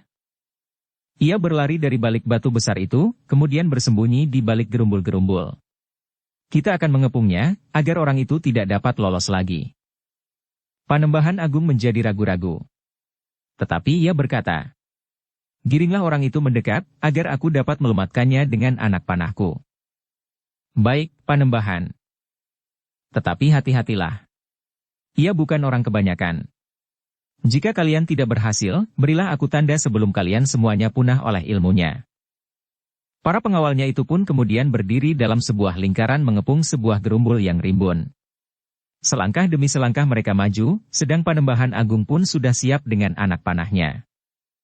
Namun betapa terkejut Panembahan Agung ketika ia mendengar desir lembut di belakangnya. Dengan cepatnya ia memutar tubuhnya. Dan dilihatnya Jakararas itu berdiri beberapa langkah daripadanya. Gila. Panembahan Agung itu bergumam. Ajaklah anak buahmu mengenal bentuk-bentuk semu itu Panembahan, agar anak buahmu tidak mengejar sekedar bayangan yang tidak berarti. Panembahan Agung tidak menjawab. Ia harus bertindak cepat menghadapi seseorang yang memiliki kelebihan seperti Jakararas itu agar ia tidak menjadi korban kelambatannya. Itulah sebabnya ia tidak menyahut lagi. Namun hampir tidak dapat dilihat dengan mata, tangannya telah memasang anak panah pada busurnya, menarik talinya, dan sekejap kemudian sebuah anak panah raksasa telah meluncur mengarah ke dada Jakararas. Tetapi Jakararas pun sudah bersiap menghadapi serangan itu. Selangkah ia bergeser, dan anak panah itu menghantam sebuah batu padas di belakangnya sehingga pecah berantakan. Namun Jakararas terkejut, bahwa sebelum ia sempat memperbaiki keseimbangannya, anak panah kedua telah terlepas dari busurnya. Dengan demikian Jakararas tidak dapat berbuat lain daripada melemparkan dirinya sekali lagi agar anak panah itu tidak menyambar lehernya. Tetapi demikian kakinya menginjak tanah berbatu padas, anak panah ketiga telah mengarah ke dadanya pula. Tidak ada kesempatan baginya untuk menghindar. Karena itu, maka tidak ada cara lain daripada melindungi dadanya dengan menangkis anak panah raksasa itu. Meskipun Jakararas masih agak ragu-ragu, tetapi ia tidak sempat membuat banyak pertimbangan. Diangkatnya tangannya yang dibalut dengan ikat pinggangnya yang berlapis baja tipis, tetapi baja pilihan. Sejenak kemudian terdengarlah benturan yang sangat dahsyat. Sepercik bunga api meloncat ke udara ketika mata anak panah Panembahan Agung menghantam baja pilihan lapisan dari ikat pinggang Kiwaskita yang dililitkan di tangannya itu. Selangkah Kiwaskita terdesak surut. Tetapi ternyata bahwa lapisan baja pada ikat pinggangnya tidak sobek oleh ujung anak panah raksasa itu, meskipun tampak juga bekasnya yang lekuk cukup dalam. Panembahan Agung menjadi termangu-mangu melihat kemampuan Jakararas. Apalagi ketika Panembahan Agung melepaskan anak panahnya yang berikutnya. Jakararas yang telah berhasil menyiapkan dirinya, berdiri agak condong ke depan. Sebuah kakinya ditekuknya pada lututnya sedang kakinya yang lain ditariknya sedikit ke belakang. Tangan kirinya yang dibalut dengan ikat pinggangnya siap untuk menangkis setiap serangan, sedang tangannya yang lain telah memutar rantainya yang pada ujungnya disangkutkan sebuah cakram kecil yang bergerigi. Gila, geram Panembahan Agung. Kau berhasil menangkis anak panahku. Panembahan, berkata Kiwaskita. Kita sudah menjadi semakin tua. Sebaiknya kita berbuat baik bagi sesama. Karena itu, cobalah mengerti, bahwa tidak ada gunanya lagi kau menumbuhkan pertengkaran di antara kita. Tutup mulutmu, bentak Panembahan Agung. Sebentar lagi kau akan mati dan dicincang oleh pengawal-pengawalku. Kiwaskita terdiam sejenak. Dilihatnya para pengawal Panembahan Agung yang agaknya sudah menyadari kesalahan mereka. Sejenak Kiwaskita berdiri termangu-mangu. Dilihatnya para pengawal itu memandanginya masih dari tempat mereka disesatkan oleh bentuk semu yang dibuat oleh Kiwaskita. Jakararas, berkata Panembahan Agung. Jangan menyesal bahwa kau sudah menyusul aku. Agaknya kau benar-benar sudah jemuh hidup. Jika kau sudah menemukan anakmu, sebenarnya persoalanmu sudah selesai. Dan kau tidak perlu ikut campur dalam persoalan-persoalan berikut. Kiwaskita menarik nafas. Katanya. Panembahan Agung. Aku sudah berjanji di dalam diriku sendiri untuk menghentikan petualanganmu yang sesat itu. Kenapa kau tidak mendengarkan tawaranku? Berhentilah. Dan marilah kita berbuat baik untuk tanah kelahiran kita. Kita tahu bahwa Mataram itu kini sedang tumbuh. Apakah salahnya jika kita justru membantu? Bukan menghalang-halangi. Sudah berapa puluh korban yang jatuh dalam usahamu menggagalkan perkembangan Mataram karena ternyata kau sendiri menghendakinya. Hantu-hantuanmu telah gagal. Racun yang kau sebarkan di daerah yang sedang dibuka itu pun tidak berhasil.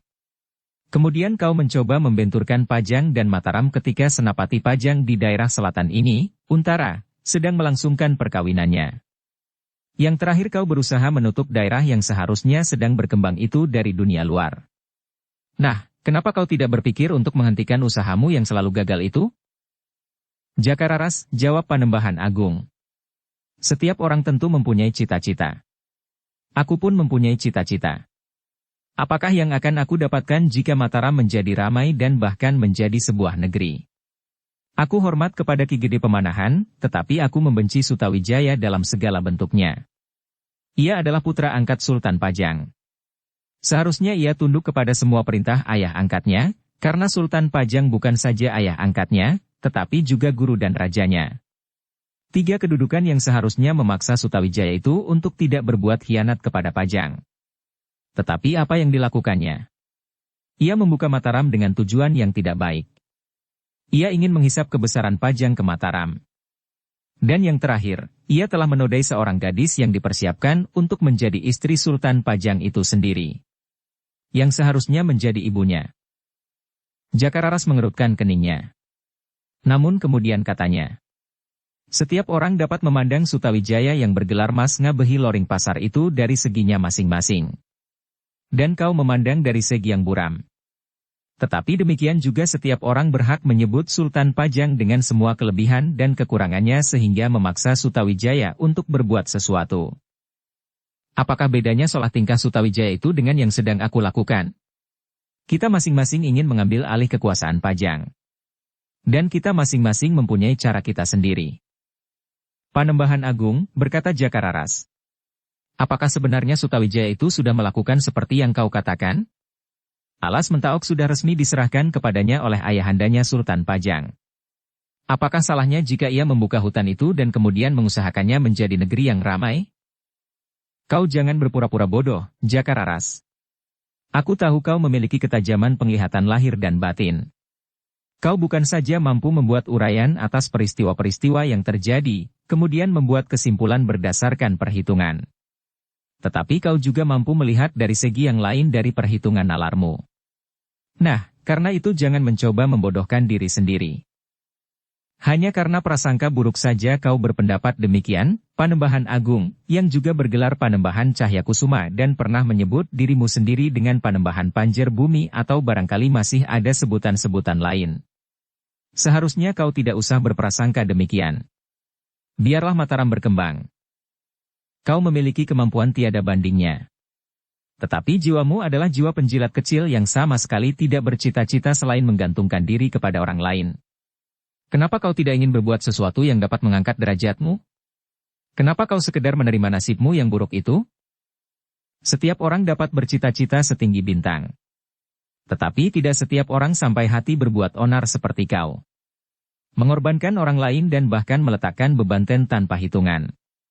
Caramu telah menimbulkan kekacauan dan bahkan kau harapkan peperangan antara Pajang dan Mataram. Apakah yang menarik dalam setiap peperangan? Kematian, luka-luka parah yang mengerikan? Anak-anak menjadi yatim dan perempuan menjadi janda? Adakah sepantasnya kita mencoba meraih cita-cita kita yang setinggi bintang itu dengan alas mayat yang bertimbun-timbun? Kau memang berjiwa budak kecil yang hanya pantas menghambakan diri. Jika demikian sepanjang umurmu kau tidak akan dapat berdiri di depan. Aku tidak memerlukannya, Panembahan Agung. Karena itu, marilah kita hentikan semuanya ini. Kau dapat bekerja bersama kami, membangun Mataram menjadi sebuah negeri. Persetan! Jangan membujuk seperti membujuk anak kecil. Jadi, apakah kita harus bertempur? Apa boleh buat? Anak panahku pada suatu saat akan menyobek dadamu. Jakararas menarik nafas dalam-dalam. Dilihatnya para pengawal Panembahan Agung berdiri termangu-mangu. Panembahan, berkata Jakararas. Aku terpaksa bertindak atasmu. Aku akan menghapuskan semua kemampuan ilmumu. Jika kau tetap bertahan, maka aku minta maaf, bahwa jiwamu pun akan serta bersama ilmumu yang kau pergunakan untuk tujuan yang sesat itu, meskipun bukan itulah yang aku kehendaki. Wajah Panembahan Agung menjadi merah padam. Ia benar-benar merasa terhina oleh Jakararas, seakan-akan Jakararas itu pasti bahwa ia tidak akan dapat melawannya. Karena itu, maka ia tidak berbicara lagi. Ia mulai lagi menghujani Jakararas dengan anak panah raksasa. Tetapi seperti yang sudah terjadi, Jakararas berhasil menangkis setiap anak panahnya. Sekali-sekali meloncat menghindar dan kadang-kadang memukul anak panah itu dengan cakram yang diputarnya seperti baling-baling. Panembahan Agung menjadi semakin marah melihat kemampuan Jakararas yang seharusnya telah diketahuinya. Karena itu maka tiba-tiba saja ia berteriak. "Kepung orang ini! Hati-hati, jangan dikelabui lagi dengan bentuk-bentuk semu. Di hadapanku ia tidak akan sempat membuat bentuk-bentuk yang sebenarnya tidak ada itu." Kiwas kita menjadi berdebar-debar. Ia sadar bahwa beberapa orang pengawal Panembahan Agung itu tentu bukan orang kebanyakan.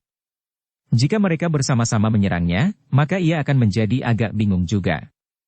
Namun ia sudah bertekad bahwa ia harus terlibat dalam perkelahian yang kisruh sehingga Panembahan Agung akan menjadi ragu-ragu melepaskan anak panahnya, karena dengan demikian akan dapat mengenai anak buahnya sendiri.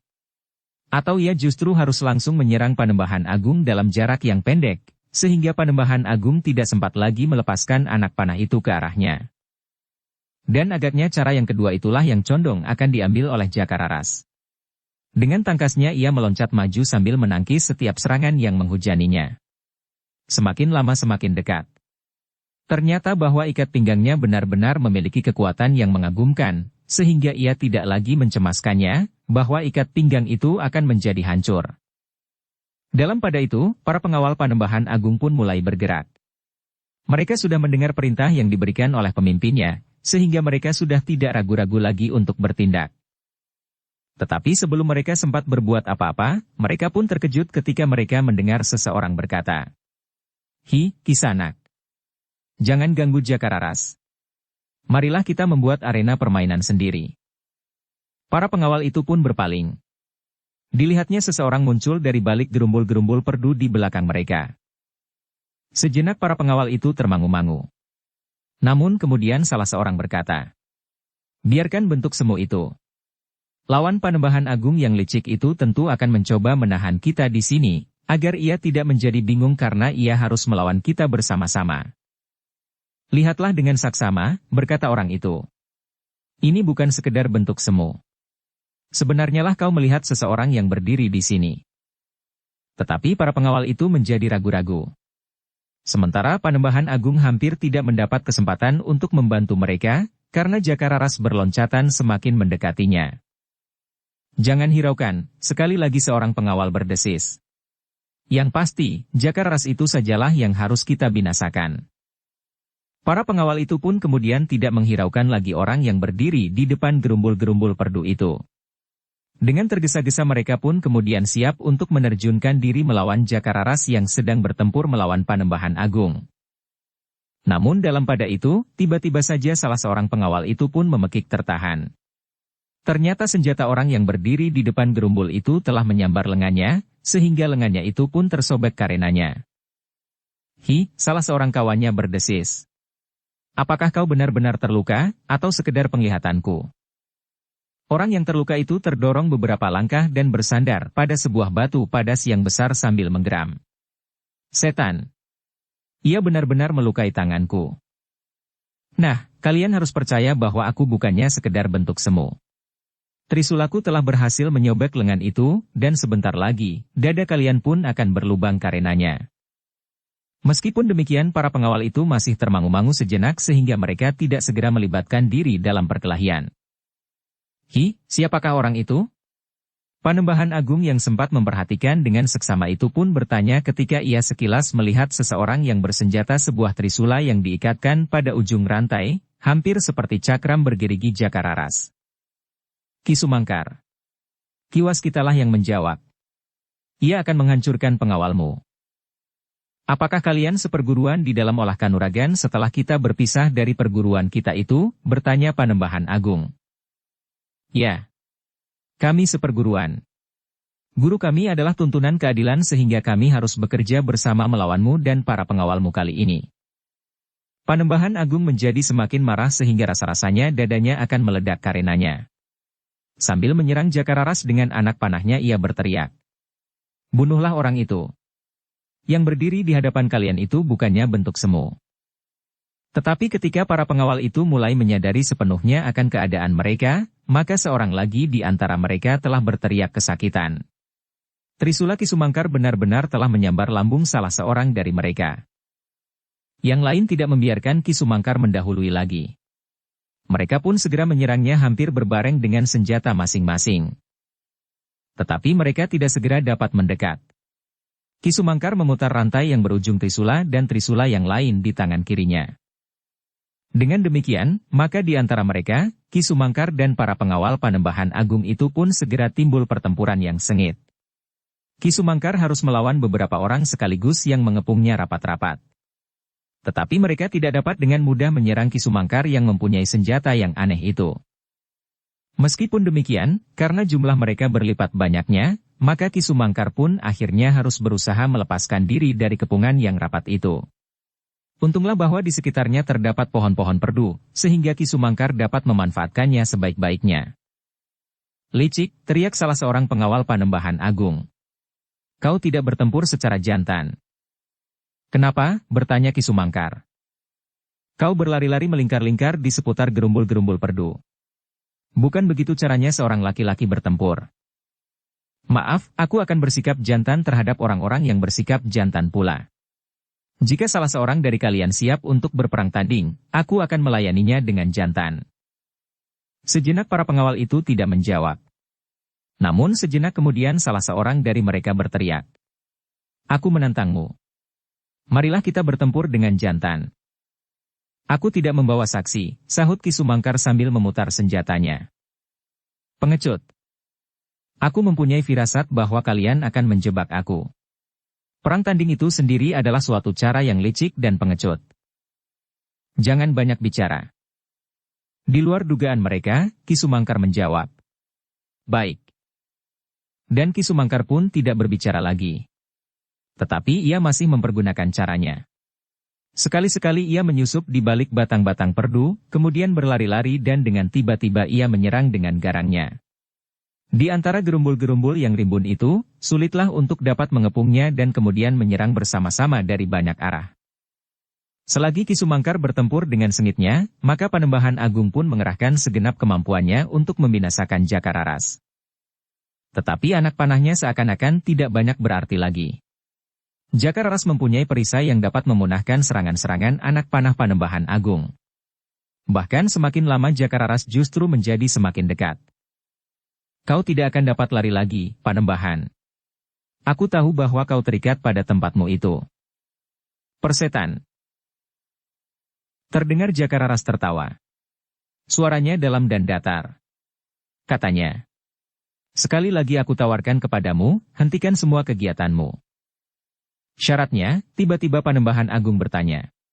Para pengawal Panembahan Agung berdiri termangu-mangu. "Aku akan memunahkan semua kesaktian yang ada padamu. Kau akan menjadi seorang Panembahan yang baik dan hidup tenteram di padukuhanmu dimanapun yang kau kehendaki." "Gila. Syarat itulah yang gila. Lebih baik aku membunuhmu." Jakararas tidak menjawab. Ia disibukkan oleh anak panah yang bagaikan hujan menyerangnya. Namun ia berhasil menangkis dan menghindarinya.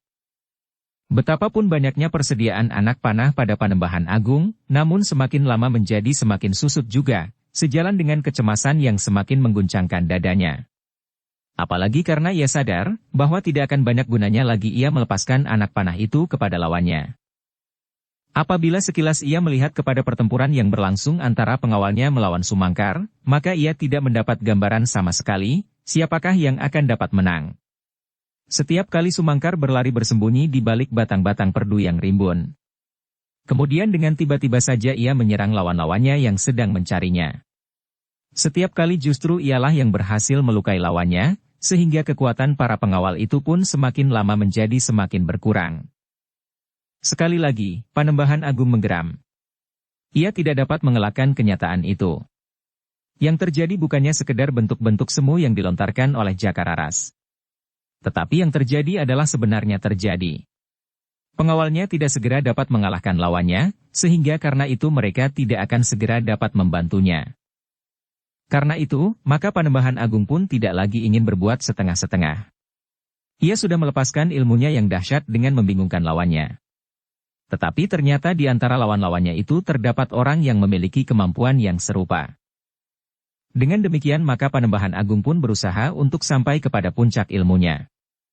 Ilmu yang didapatkannya dari perguruannya. Ia tahu bahwa lawannya juga pernah menerima ilmu itu dari gurunya. Tetapi ia mendapatkan lebih banyak sampai saatnya gurunya tidak lagi mampu menambah ilmu itu, justru karena ia lebih dekat pada gurunya itu daripada Jakararas. Pada saat mau tidak lagi terelakkan, karena usia yang lanjut, gurunya belum sempat meratakan ilmunya itu kepada Jakararas sampai setingkat dengan dirinya. Aku terpaksa membinasakannya dengan ilmu ini, katanya di dalam hati. Jika tidak, maka akulah yang akan dibinasakannya, atau semua ilmuku akan dipunahkannya. Dalam pada itu, Ki Sumangkar pun semakin lama semakin sibuk melayani lawan-lawannya yang marah. Tetapi ia masih dapat melawan dengan caranya. Dengan trisula di ujung rantainya dan dengan berlari-lari sambil bersembunyi. Namun yang kemudian menyerang dengan tiba-tiba. Agaknya Ki Sumangkar berhasil mengurangi jumlah lawannya. Tetapi ia masih belum berhasil melepaskan dirinya sama sekali dari bahaya yang masih selalu mengancamnya dari segala arah. Apalagi ketika kemudian terasa nafasnya mulai mengganggu. Tetapi Ki Sumangkar adalah saudara seperguruan Patih Mantahun dari Jipang yang dikenal seakan-akan memiliki nyawa rangkap. Karena itu, maka ia masih mampu mengatasi kesulitan yang ada di sekitarnya. Namun demikian, jumlah lawannya yang banyak itu telah menimbulkan kesulitan yang beruntun. Ketika ujung tombak seorang lawannya berhasil menyentuhnya, maka rasa-rasanya dadanya mulai diganggu oleh debar yang semakin cepat. Ternyata ketika ia bersembunyi di balik sebuah gerumbul yang rimbun, seorang lawannya yang marah tidak menunggunya atau mengitari gerumbul itu. Untung-untungan ia melontarkan tombaknya dengan sekuat tenaga. Namun ternyata bahwa ujung tombak itu justru berhasil mengenai lengan Ki Sumangkar yang sedang bersembunyi di dalamnya, meskipun luka itu tidak terlampau dalam. Setan alas. Ki Sumangkar mengumpat. Kemarahannya bagaikan menyala sampai ke ujung ubun-ubun. Namun demikian ia harus menyadari bahwa kemampuannya pun terbatas. Apalagi menghadapi lawan yang jumlahnya cukup banyak. Ternyata kemudian bahwa lawan-lawannya itu telah berhasil melukainya. Sekilas teringat olehnya Kiai Gringsing yang terbaring dengan luka-lukanya pula. Bagi Ki Sumangkar, Kiai Gringsing adalah seorang yang memiliki kelebihan daripadanya betapapun tipisnya. Meskipun di Jati Anom Kiai Gringsing pernah juga terluka, tetapi agaknya hal itu terjadi karena kesalahan yang dilakukan oleh Kiai Gringsing sendiri. Sedang berhadapan dengan Panembahan Alit, ternyata bahwa Kiai Gringsing tidak akan dapat menghindarkan diri dari luka-lukanya itu, meskipun ia sama sekali tidak melakukan kesalahan di dalam pertempuran itu. Dan kini, ia pun sudah mulai terluka. Seorang demi seorang lawan-lawannya bukannya orang yang harus disegani. Tetapi mereka berada di dalam satu kelompok yang berusaha mengepungnya dan menyerangnya dari segala penjuru. Debar jantung Ki Sumangkar terasa semakin cepat. Tangannya menggenggam senjata semakin erat. Ketika ia meraba lukanya dengan ujung jarinya, terasa ujung jari itu menjadi hangat oleh darah. Tetapi Ki Sumangkar tidak segera kehilangan akal. Ia masih tetap menguasai perasaannya. Karena itu ia tidak menjadi putus asa dan membabi buta. Ia masih sempat memperhitungkan dan mempertimbangkan setiap langkahnya. Sementara itu Panembahan Agung yang sudah sampai pada puncak ilmunya, sudah siap untuk menghancurkan Jakararas. Namun Jakararas yang agaknya mengetahui bahwa Panembahan Agung berusaha untuk melontarkan ilmunya yang dahsyat, ia pun segera meloncat semakin dekat dan menyerangnya dengan cakramnya yang digantungkannya pada ujung rantainya. Panembahan Agung mengumpat di dalam hati. Ia belum sempat melontarkan ilmunya itu ketika Jakararas mengayunkan cakramnya yang bergerigi itu hampir menyambar hidungnya. Dengan demikian maka Panembahan Agung terpaksa mempergunakan busurnya untuk menangkis setiap serangan Jakararas, sedang tangannya yang lain menggenggam anak panahnya yang sekaligus dipergunakannya sebagai senjata yang mematuk-matuk. Namun Jakararas ternyata sangat lincah. Ia mampu meloncat selincah anak kijang di padang perburuan. Ditambah lagi dengan ayunan senjatanya yang dahsyat itu. Sekali-sekali terdengar Panembahan Agung menggeram, ia belum mendapat kesempatan melontarkan ilmunya. Justru karena Jakararas berhasil mendekatinya sampai pada jarak putar cakramnya. Namun Panembahan Agung pun memiliki kecepatan bergerak yang luar biasa. Ketika terbuka sedikit kesempatan, maka anak panahnya telah melekat pada busurnya.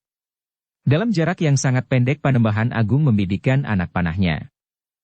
Jakararas terkejut melihat kecepatan bergerak tangan Panembahan Agung itu. Namun jaraknya tidak lagi memungkinkannya untuk menyerang dengan cakramnya. Karena itu, dadanya menjadi berdentangan. Jarak itu sangat pendek. Sedangkan Jakararas mengetahui dengan pasti kekuatan busur Panembahan Agung itu. Tetapi Jakararas tidak membiarkan lehernya terputus oleh anak panah itu. Dengan memusatkan kekuatan pada tangan kirinya ia berdiri tegak. Justru memusatkan tatapan matanya kepada ujung anak panah Panembahan Agung itu. Yang terjadi kemudian hanyalah beberapa saat yang pendek. Anak panah Panembahan Agung pun telah terlepas dari busurnya dan meluncur dengan cepatnya. Hampir berbareng, karena jarak yang sangat pendek, terdengar benturan yang sangat dahsyat. Jakararas terlontar beberapa langkah surut. Dorongan anak panah pada lengannya yang terbalut ikat pinggang itu benar-benar bagaikan merontokkan tulang-tulangnya. Untunglah bahwa ia memiliki kemampuan dan ketahanan tubuh yang luar biasa sehingga ia masih sempat meloncat berdiri dan mempersiapkan diri dengan serangan berikutnya. Tetapi Panembahan Agung tidak ingin menyerangnya lagi dengan anak panah, karena ia kini mendapat kesempatan untuk melontarkan puncak ilmunya. Jakararas yang juga bernama Kiwaskita itu terkejut melihat tatapan mata Panembahan Agung. Ia tidak menduga bahwa Panembahan Agung telah sampai kepada ilmu simpanannya.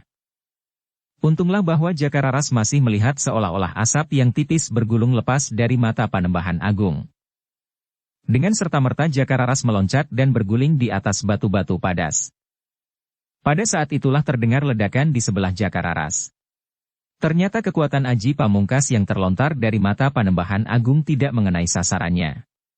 Ketika kekuatan itu menyentuh batu padas, maka padas itu seakan-akan meledak.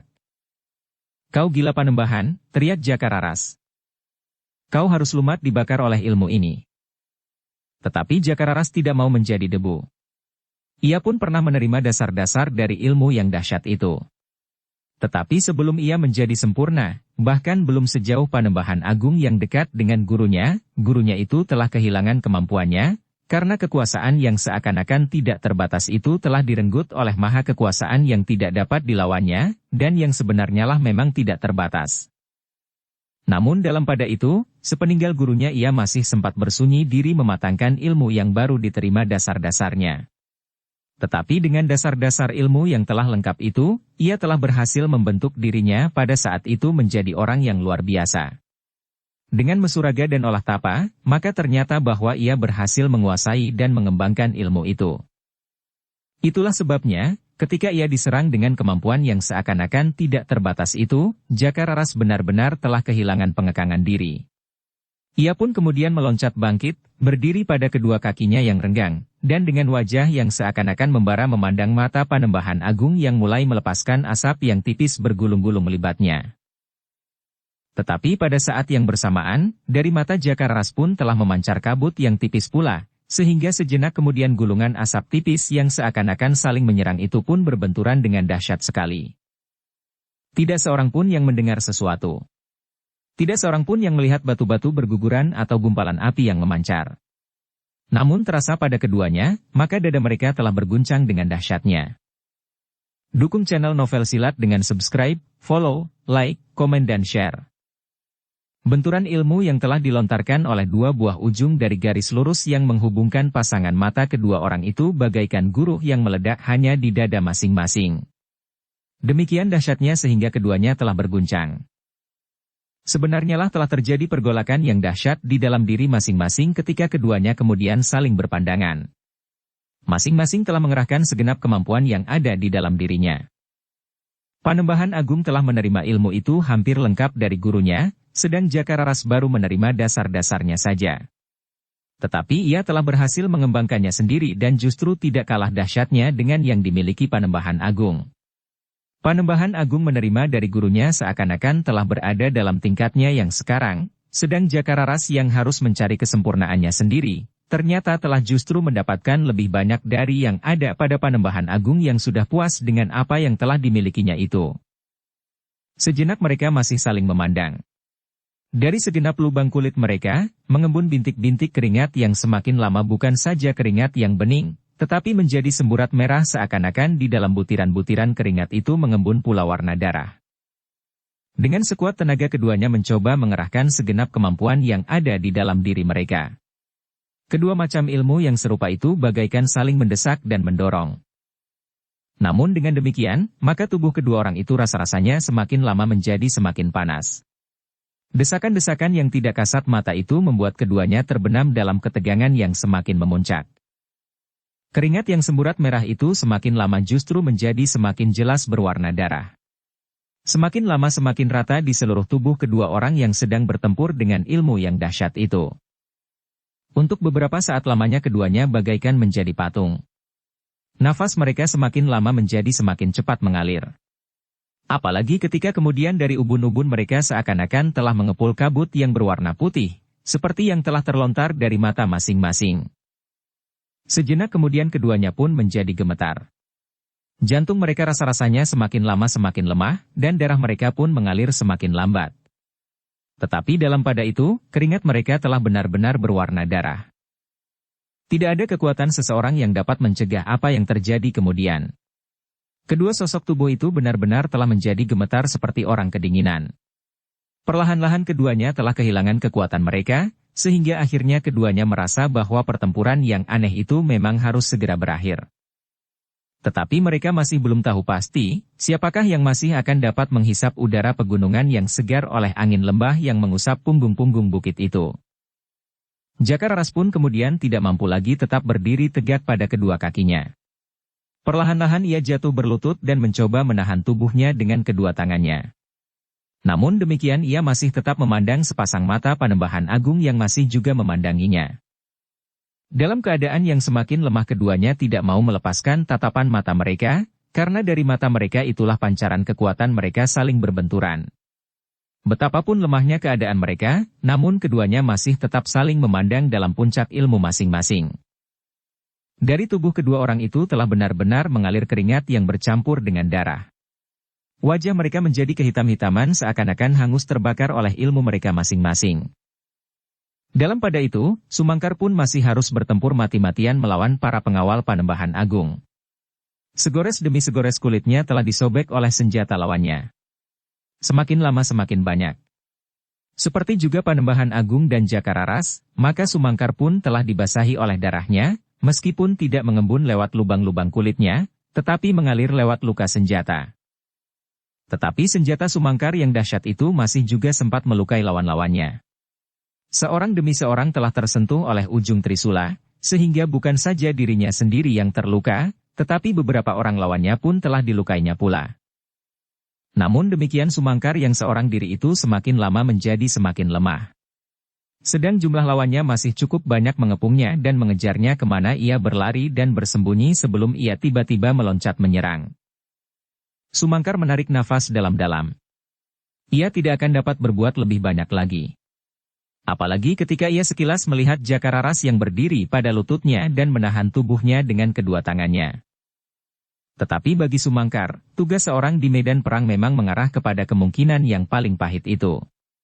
Jika ia tidak berhasil, maka ia akan mati. Dan mati di peperangan adalah mati yang paling terhormat bagi seorang prajurit. Meskipun Sumangkar sudah bukan seorang prajurit, tetapi tugasnya kini adalah tugas seorang prajurit, sehingga baginya apapun yang akan terjadi, bukannya harus diratapi dan disesali. Meskipun demikian Sumangkar masih tetap bertempur sekuat tenaga. Tetapi kemampuan dan tenaganya benar-benar tidak dapat dipaksakannya melampaui batas tertentu. Nafasnya yang semakin lama menjadi semakin dalam. Kekuatannya yang semakin susut, dan darah yang semakin banyak mengalir. Namun dalam pada itu, selagi Sumangkar sudah hampir kehilangan kesempatan untuk mempertahankan hidupnya, seorang anak muda telah meloncat ke tengah-tengah perkelahian itu dengan sebatang tombak pendek. Kemudian disusul oleh dua orang yang lain dengan cambuk di tangannya. Ketika seorang anak gadis muncul di antara mereka, maka terdengar anak muda bertombak pendek itu berdesis. "Tolonglah Paman Sumangkar lebih dahulu." Gadis itu adalah Pandanwangi. Mereka yang datang ke arena itu adalah anak-anak muda yang merasa cemas karena Sumangkar yang pergi menyusul Panembahan Agung. Setelah mendapat izin dari orang-orang tua, serta menyerahkan pimpinan pasukan Mataram kepada Ki Lurah Beranjangan, maka Sutawijaya bersama dengan kedua murid Kiai Gringsing dan Pandan Wangi mencoba menyusulnya. Semula mereka hanya akan melihat apakah kira-kira yang telah terjadi.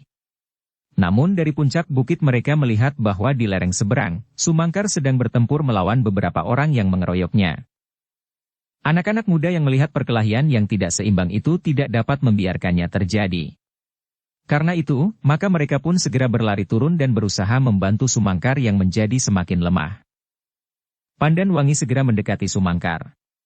Masih ada 1-2 orang yang mencoba menyelesaikan hidup Sumangkar yang sudah hampir tidak dapat melawan sama sekali. Sedang yang lain menghambur melawan anak-anak muda yang berdatangan itu. Namun Pandan Wangi ternyata cukup cepat. Dengan sepasang pedangnya ia menyerang orang-orang yang masih berusaha menghabisi nyawa Sumangkar. Sumangkar melihat kehadiran anak-anak muda itu. Terasa dadanya berdesir oleh haru yang mendalam. Apalagi ketika dilihatnya dengan lincah Pandan Wangi berhasil menghalau 2 orang yang masih tetap berusaha menyerangnya. Sesaat Sumangkar masih tetap berdiri di tempatnya. Namun kemudian terasa tubuhnya menjadi semakin lemah. Karena itu, maka ia pun melangkah tertatih-tatih menepi dan duduk bersandar pada sebatang pohon sambil menyaksikan pertempuran yang seakan-akan menyala semakin dahsyat antara anak-anak muda itu melawan para pengawal Panembahan Agung. Sutawijaya, Agung Sedayu, Swandaru, dan Pandan Wangi bertempur dengan gigihnya. Senjata mereka yang terayun-ayun itu pun berhasil memecah kesatuan pengawal Panembahan Agung yang menjadi kisruh.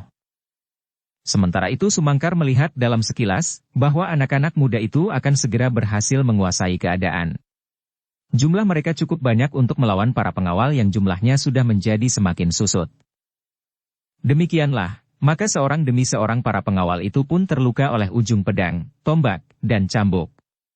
Betapapun mereka berusaha, namun mereka tidak dapat melawan anak-anak muda yang darahnya seolah-olah mendidih menyaksikan perkelahian yang tidak seimbang, sehingga hampir saja membunuh Ki Sumangkar.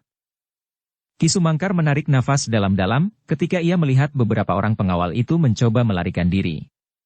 Tetapi mereka justru tergelincir dan terperosok ke dalam tebing padas yang dalam, sehingga yang terdengar hanyalah teriakan ngeri yang menyayat.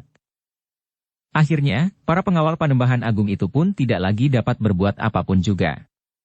3 orang yang tersisa, kemudian melemparkan senjatanya dan menyerah. "Kalian benar-benar menyerah?" bertanya Sutawijaya. "Ya. Kami benar-benar menyerah. Tetapi jangan bunuh kami." Sutawijaya memandang mereka sejenak, lalu, "Kalian harus diikat, sementara kami akan melihat pertempuran antara Panembahan Agung dan Ki Waskita itu." Ketiga orang pengawal yang menyerah itu tidak mengelak ketika tangan mereka kemudian diikat pada sebatang pohon dengan kain panjang mereka sendiri. Dalam pada itu, maka anak-anak muda itu pun mendekati Ki Sumangkar dan bertanya, "Apakah Ki Sumangkar tidak terlampau parah?" Sumangkar menggelengkan kepalanya. Katanya, "Tidak. Aku telah mencoba mengurangi arus darah dari luka-lukaku dengan serbuk-serbuk ini yang aku dapatkan dari Kiai Gringsing." Sutawijaya melihat sebuah bumbung kecil di tangan Ki Sumangkar yang berisi serbuk seperti yang dikatakannya. "Aku akan melihat pertempuran itu. Hati-hatilah. Mereka tidak saja mempergunakan ilmu kanuragan. Jangan memasuki daerah kemampuan kekuatan aji mereka yang belum kita ketahui dengan pasti." Sutawijaya menganggukkan kepalanya. Ia tidak dapat membiarkan pula sesuatu terjadi atas Ki Waskita yang nampaknya telah menjadi sangat lemah dan berlutut di hadapan Panembahan Agung. Dengan tergesa-gesa anak-anak muda itu berlari-lari mendekat arena itu. Tetapi langkah mereka tertegun beberapa langkah, ketika rasa-rasanya mereka telah menyentuh arena yang tidak dapat mereka masuki. Rasa-rasanya udara menjadi sangat panas dan mencengkam. Yang dapat mereka lakukan adalah sekedar menyaksikan apa yang kemudian terjadi. Dengan hati yang berdebar-debar anak-anak muda itu menyaksikan Ki Waskita yang meskipun sudah berdiri di atas lututnya, namun ia masih tetap memandang mata Panembahan Agung. Sebaliknya Panembahan Agung pun masih tetap pula menatap sepasang mata Ki Waskita. Namun dalam pada itu, anak-anak muda itu pun menjadi heran.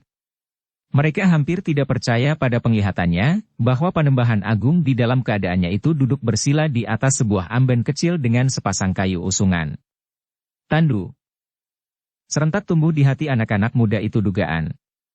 Apakah Panembahan Agung telah diusung dengan tandu itu? Tetapi mereka tidak segera dapat kepastian. Yang dilihatnya adalah Panembahan Agung yang sedang bertempur itu duduk dengan lemahnya di atas sebuah amben kecil yang terikat dengan beberapa helai tali temali pada usungan yang terletak di sebelah-menyebelah amben kecil itu. Untuk beberapa saat keduanya tetap dalam keadaannya. Mereka seakan-akan telah terpisah dengan dunia sekitarnya. Keduanya seakan-akan tidak melihat anak-anak muda yang ada di sekitar arena itu. Dengan demikian keduanya masih tetap saling memandang. Agaknya ilmu mereka yang berdasarkan pada sumber yang sama itu sudah berada pada batas kemampuan mereka. Yang mereka lakukan kemudian adalah sekedar bertahan agar diri masing-masing tidak lumat dilanda oleh ilmu lawannya. Tetapi keadaan itu pun sampai pula pada saatnya berakhir. Baik Panembahan Agung maupun Jakararas benar-benar telah sampai pada batas kemampuan mereka. Namun batas itu ternyata berselisih beberapa kejap. Pada saat terakhir, Panembahan Agung yang duduk bersila di atas ambennya itu masih sempat menghempaskan sisa-sisa kekuatannya pada saat yang pendek, sehingga hampir saja Jakararas kehilangan kemampuan untuk bertahan. Namun sekejap kemudian, ternyata Panembahan Agung benar-benar telah kehilangan segenap kekuatannya. Betapapun ia mencoba bertahan namun perlahan-lahan kepalanya mulai menunduk dengan lemahnya. Yang dapat dilakukan olehnya hanyalah mengatupkan giginya rapat-rapat. Tetapi kepalanya itu tetap bergerak perlahan-lahan. Maka sampailah batas yang mengerikan itu. Ketika Panembahan Agung telah kehilangan segenap kekuatannya, ia pun tidak dapat lagi bertahan memandang sepasang mata Jakararas, sehingga dengan demikian, maka ilmunya pun perlahan-lahan menjadi padam sejalan dengan gerak kepalanya yang lemah itu. Karena itulah, maka kekuatan ilmu Jakararas bagaikan mendapat kesempatan. Seakan-akan Panembahan Agung telah membuka pintu bagi serangan yang melontar dari kekuatan ilmu Jakararas yang tidak kasat mata itu. Demikianlah, maka sesaat Panembahan Agung terlepas dari kemampuan tatapan matanya, maka serasa api neraka telah melanda tubuhnya. Sejenak ia menggeliat. Namun ia pun kemudian terkapar tidak berdaya. Meskipun kakinya masih tetap bersila, namun tubuhnya terkulai di atas ambennya dan kepalanya seolah-olah bergantungan tanpa kekuatan sama sekali. Panembahan Agung agaknya telah terbakar oleh ilmu yang dahsyat yang dilontarkan oleh Jakararas. Namun dalam saat yang bersamaan, Jakararas pun seakan-akan telah kehilangan segenap kekuatannya pula. Sejenak ia bertahan pada lututnya, namun kemudian ia pun segera duduk bersila pula sambil menyilangkan tangannya di dadanya. Kepalanya tertunduk dalam-dalam dan matanya telah terpejam. Anak-anak muda itu berdiri termangu-mangu. Untuk beberapa lamanya mereka tidak tahu apa yang harus dilakukannya selain setiap kali memandang Jakararas yang duduk dengan kepala tunduk dan mata terpejam itu berganti-ganti dengan Panembahan Agung yang sudah terkulai dengan lemahnya. Dalam ketegangan itu, mereka dikejutkan oleh suara di belakang mereka. Pertempuran sudah selesai. Serentak anak-anak muda itu berpaling. Dilihatnya Sumangkar yang lemah berdiri di belakang mereka. Kedua tangannya memegangi luka-lukanya yang dirasanya paling pedih. "Bagaimana dengan Ki Waskita?" bertanya Agung Sedayu. Ia sedang memusatkan segenap kekuatan untuk memulihkan tenaganya. Kekuatan yang tidak tampak di mata kita, tetapi ada di dalam dirinya. Anak-anak muda itu termangu-mangu sejenak. Tanpa sesadarnya Pandan Wangi memandang Panembahan Agung yang terkulai diam itu sambil berdesis. Dan Panembahan Agung itu? Ia kehabisan tenaga sama sekali, sehingga di saat terakhir kekuatan Aji Pamungkas Ki Waskita berhasil menghantamnya. Tetapi ternyata kekuatan itu pun tidak ada lagi 1/10 dari kemampuan yang sebenarnya sehingga Panembahan Agung tidak hancur menjadi debu karenanya. Anak-anak muda itu mengangguk-angguk. Dengan ragu-ragu Sutawijaya pun kemudian bertanya. "Apakah kami dapat mendekati keduanya, Kiai?" "Kita harus menunggu sampai Ki Waskita selesai dengan semadinya. Mudah-mudahan ia akan segera dapat pulih kembali." Anak-anak muda itu tidak menyahut. Mereka masih saja berdiri termangu-mangu memandang kedua orang yang sudah tidak berdaya itu berganti-ganti. Namun tiba-tiba saja Suandaru bertanya. "Paman Sumangkar, apakah Panembahan Agung itu mati?" "Aku pun tidak tahu. Apakah ia mati atau sekedar pingsan karena kekuatan Aji Ki Waskita yang sudah sangat lemah itu?" Suandaru mengangguk-anggukan kepalanya. Tetapi ia pun kemudian bertanya pula. "Paman, Apakah sebenarnya amben kecil itu? Apakah benar amben itu sebuah tandu? Iya, jawab Sumangkar. Anggi seolah-olah tidak percaya. Kenapa Panembahan Agung harus ditandu? Apakah ia tidak mau berjalan sendiri atau? Sumangkar menganggukkan kepalanya. Katanya, dugaanmu benar. Dari kiwas kita aku mendengar bahwa Panembahan Agung memang cacat kaki. Lebih parah dari Ki Agapati. Tetapi bahwa ia harus berada di atas tandu itu pun baru aku ketahui ketika aku mengikuti perkelahian ini dan melibatkan diri ke dalamnya. Menilik keadaannya, maka Panembahan Agung telah mengalami cacat kaki yang sangat parah. Anak-anak muda itu saling berpandangan sejenak. Meskipun tidak mereka ucapkan, namun seakan-akan mereka berkata di dalam hatinya bersama-sama. Ia telah mengimbangi cacat tubuhnya dengan ilmu yang luar biasa dahsyatnya. Dalam pada itu, kiwas kita masih saja tekun dalam semadinya dalam usahanya untuk memulihkan segenap kekuatan tenaganya. Karena itu, ia sama sekali tidak menghiraukan apapun yang terjadi di sekitarnya. Bahkan seandainya ada seekor harimau yang hendak menerkamnya pun ia tidak dapat melawannya sama sekali. Karena itu, maka agar mereka tidak melakukan kesalahan, maka Sumangkar yang lemah itu pun berkata, baiklah, kita menunggunya sampai selesai. Lebih baik kita duduk sejenak di sini. Aku masih harus banyak beristirahat karena rasa-rasanya tubuhku terlampau lemah meskipun kini darah sudah tidak banyak mengalir lagi dari luka-lukaku. Sedangkan orang-orang yang terikat itu pun tidak akan dapat melepaskan diri mereka sendiri. Sutawijaya mengangguk-anggukan kepalanya sambil menjawab. Baiklah, Kiai. Kita sudah tidak tergesa-gesa lagi. Semuanya seakan-akan sudah selesai. Rudita sudah diketemukan dan sarang Panembahan Agung ini sudah kita kuasai pula seluruhnya. Dengan demikian, maka anak-anak muda itu pun kemudian duduk di atas rerumputan menunggui kiwas kita yang sedang semadi. Namun demikian, mereka masih saja selalu diganggu oleh kegelisahan. Mereka tidak dapat melepaskan diri dari perasaan bahwa mereka masih tetap berada di medan peperangan. Dada anak-anak muda itu bergetar ketika mereka melihat justru Panembahan Agung yang terkulai itulah yang mula-mula bergerak. Ternyata Panembahan Agung itu tidak mati. Bahkan perlahan-lahan ia berusaha mengangkat kepalanya dan bangkit duduk meskipun nampaknya masih terlampau lemah. Sejenak kepalanya tertunduk kembali karena kekuatannya sama sekali masih belum mampu menahan kepalanya yang tegak. Sumangkar pun menjadi berdebar-debar. Ia mengenal Panembahan Agung sebagai seseorang yang memiliki ilmu yang luar biasa. Ia pun mengetahui bahwa busurnya yang besar itu dapat melontarkan anak panah raksasa yang dapat meledakkan kepala seseorang. Kiai, berkata Sutawijaya. Panembahan Agung itu seolah-olah bagaikan mayat yang bangkit lagi dari kuburnya. Mengerikan sekali.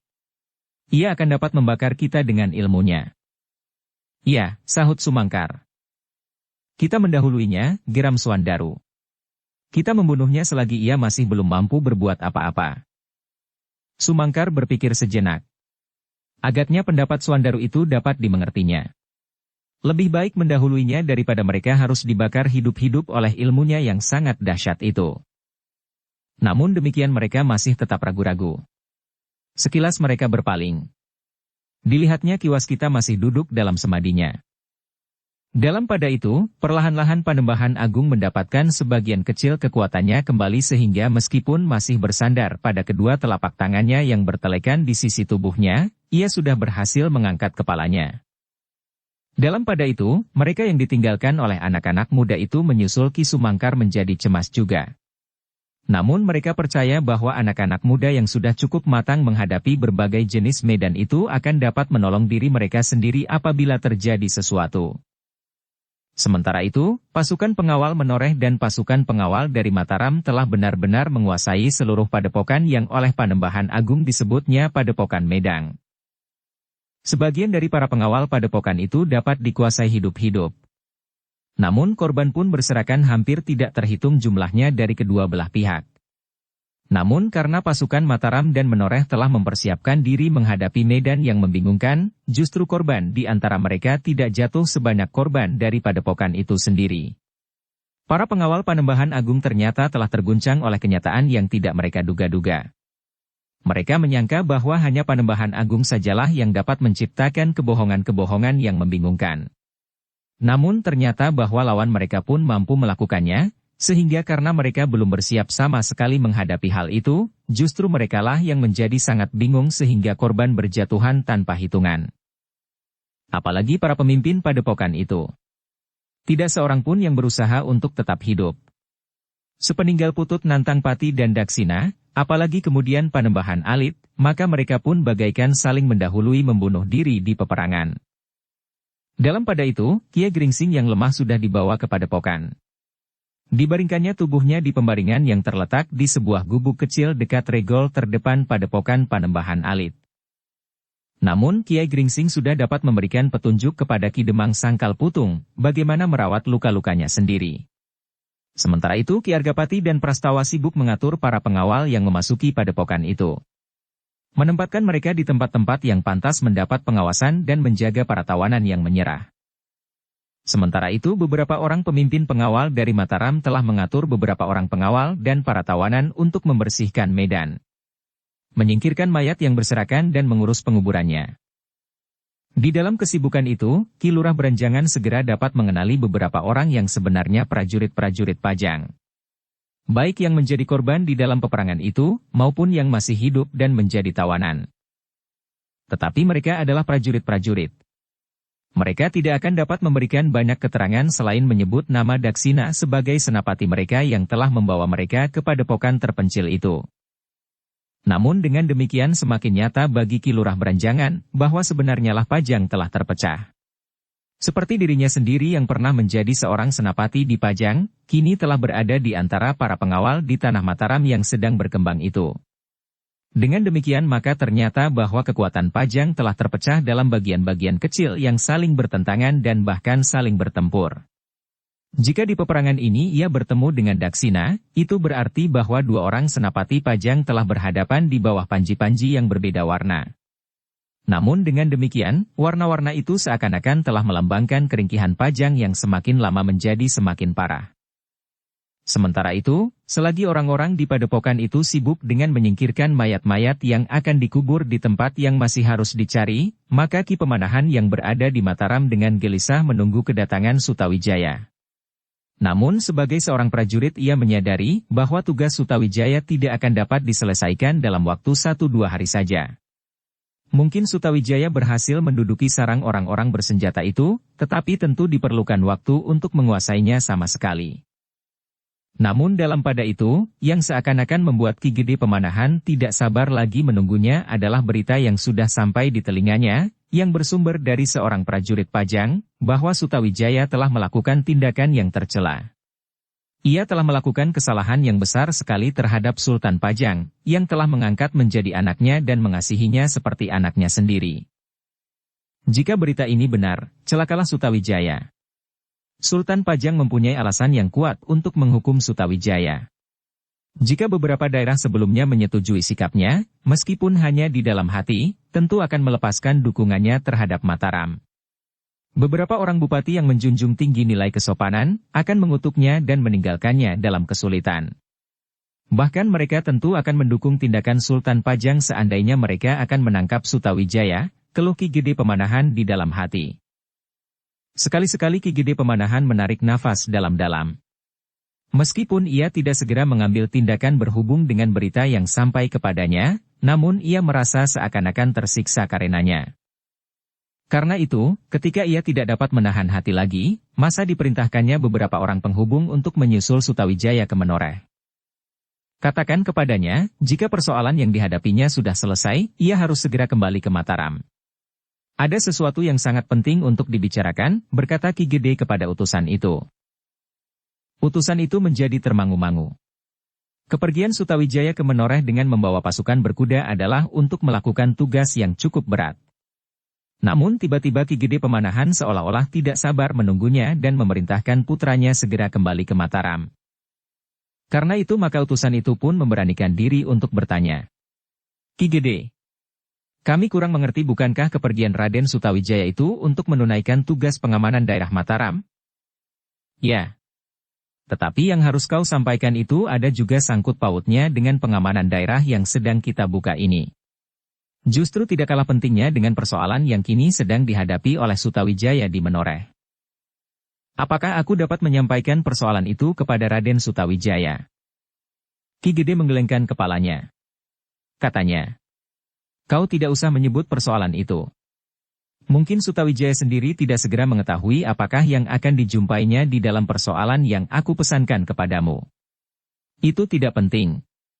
Yang penting biarlah Sutawijaya segera kembali. Tetapi bagaimanakah jika tugas itu belum selesai? Ki Gede Pemanahan termangu-mangu sejenak. Panggilan ini tentu akan menggelisahkannya, Ki Gede. Jika Raden Sutawijaya sedang berada di Medan, sudah tentu bahwa aku tidak akan dapat menyampaikan kepadanya. Kenapa? Bertanya Ki Gede. Aku mengetahui benar tabiat Raden Sutawijaya. Jika ia dikecewakan oleh sesuatu persoalan, selagi persoalannya yang dahulu belum selesai, ia akan menjadi marah dan berbuat atas landasan perasaannya. Kau benar. Jadi? Baiklah. Jika ia masih berada di Medan, kau dapat menunggunya sampai selesai. Mudah-mudahan ia tidak mengalami sesuatu di telatah Menoreh, dan bahkan mudah-mudahan ia dapat berhasil. Ki Gede berhenti sejenak, lalu. Tetapi ingatlah, ia harus segera berada di Mataram, sebelum ada persoalan yang datang justru dari Pajang. Penghubung itu mengerutkan keningnya. Tetapi Ki Gede berkata seterusnya. Jangan kau pikirkan apa yang telah terjadi dengan Sutawijaya. Tugasmu adalah membawanya kembali.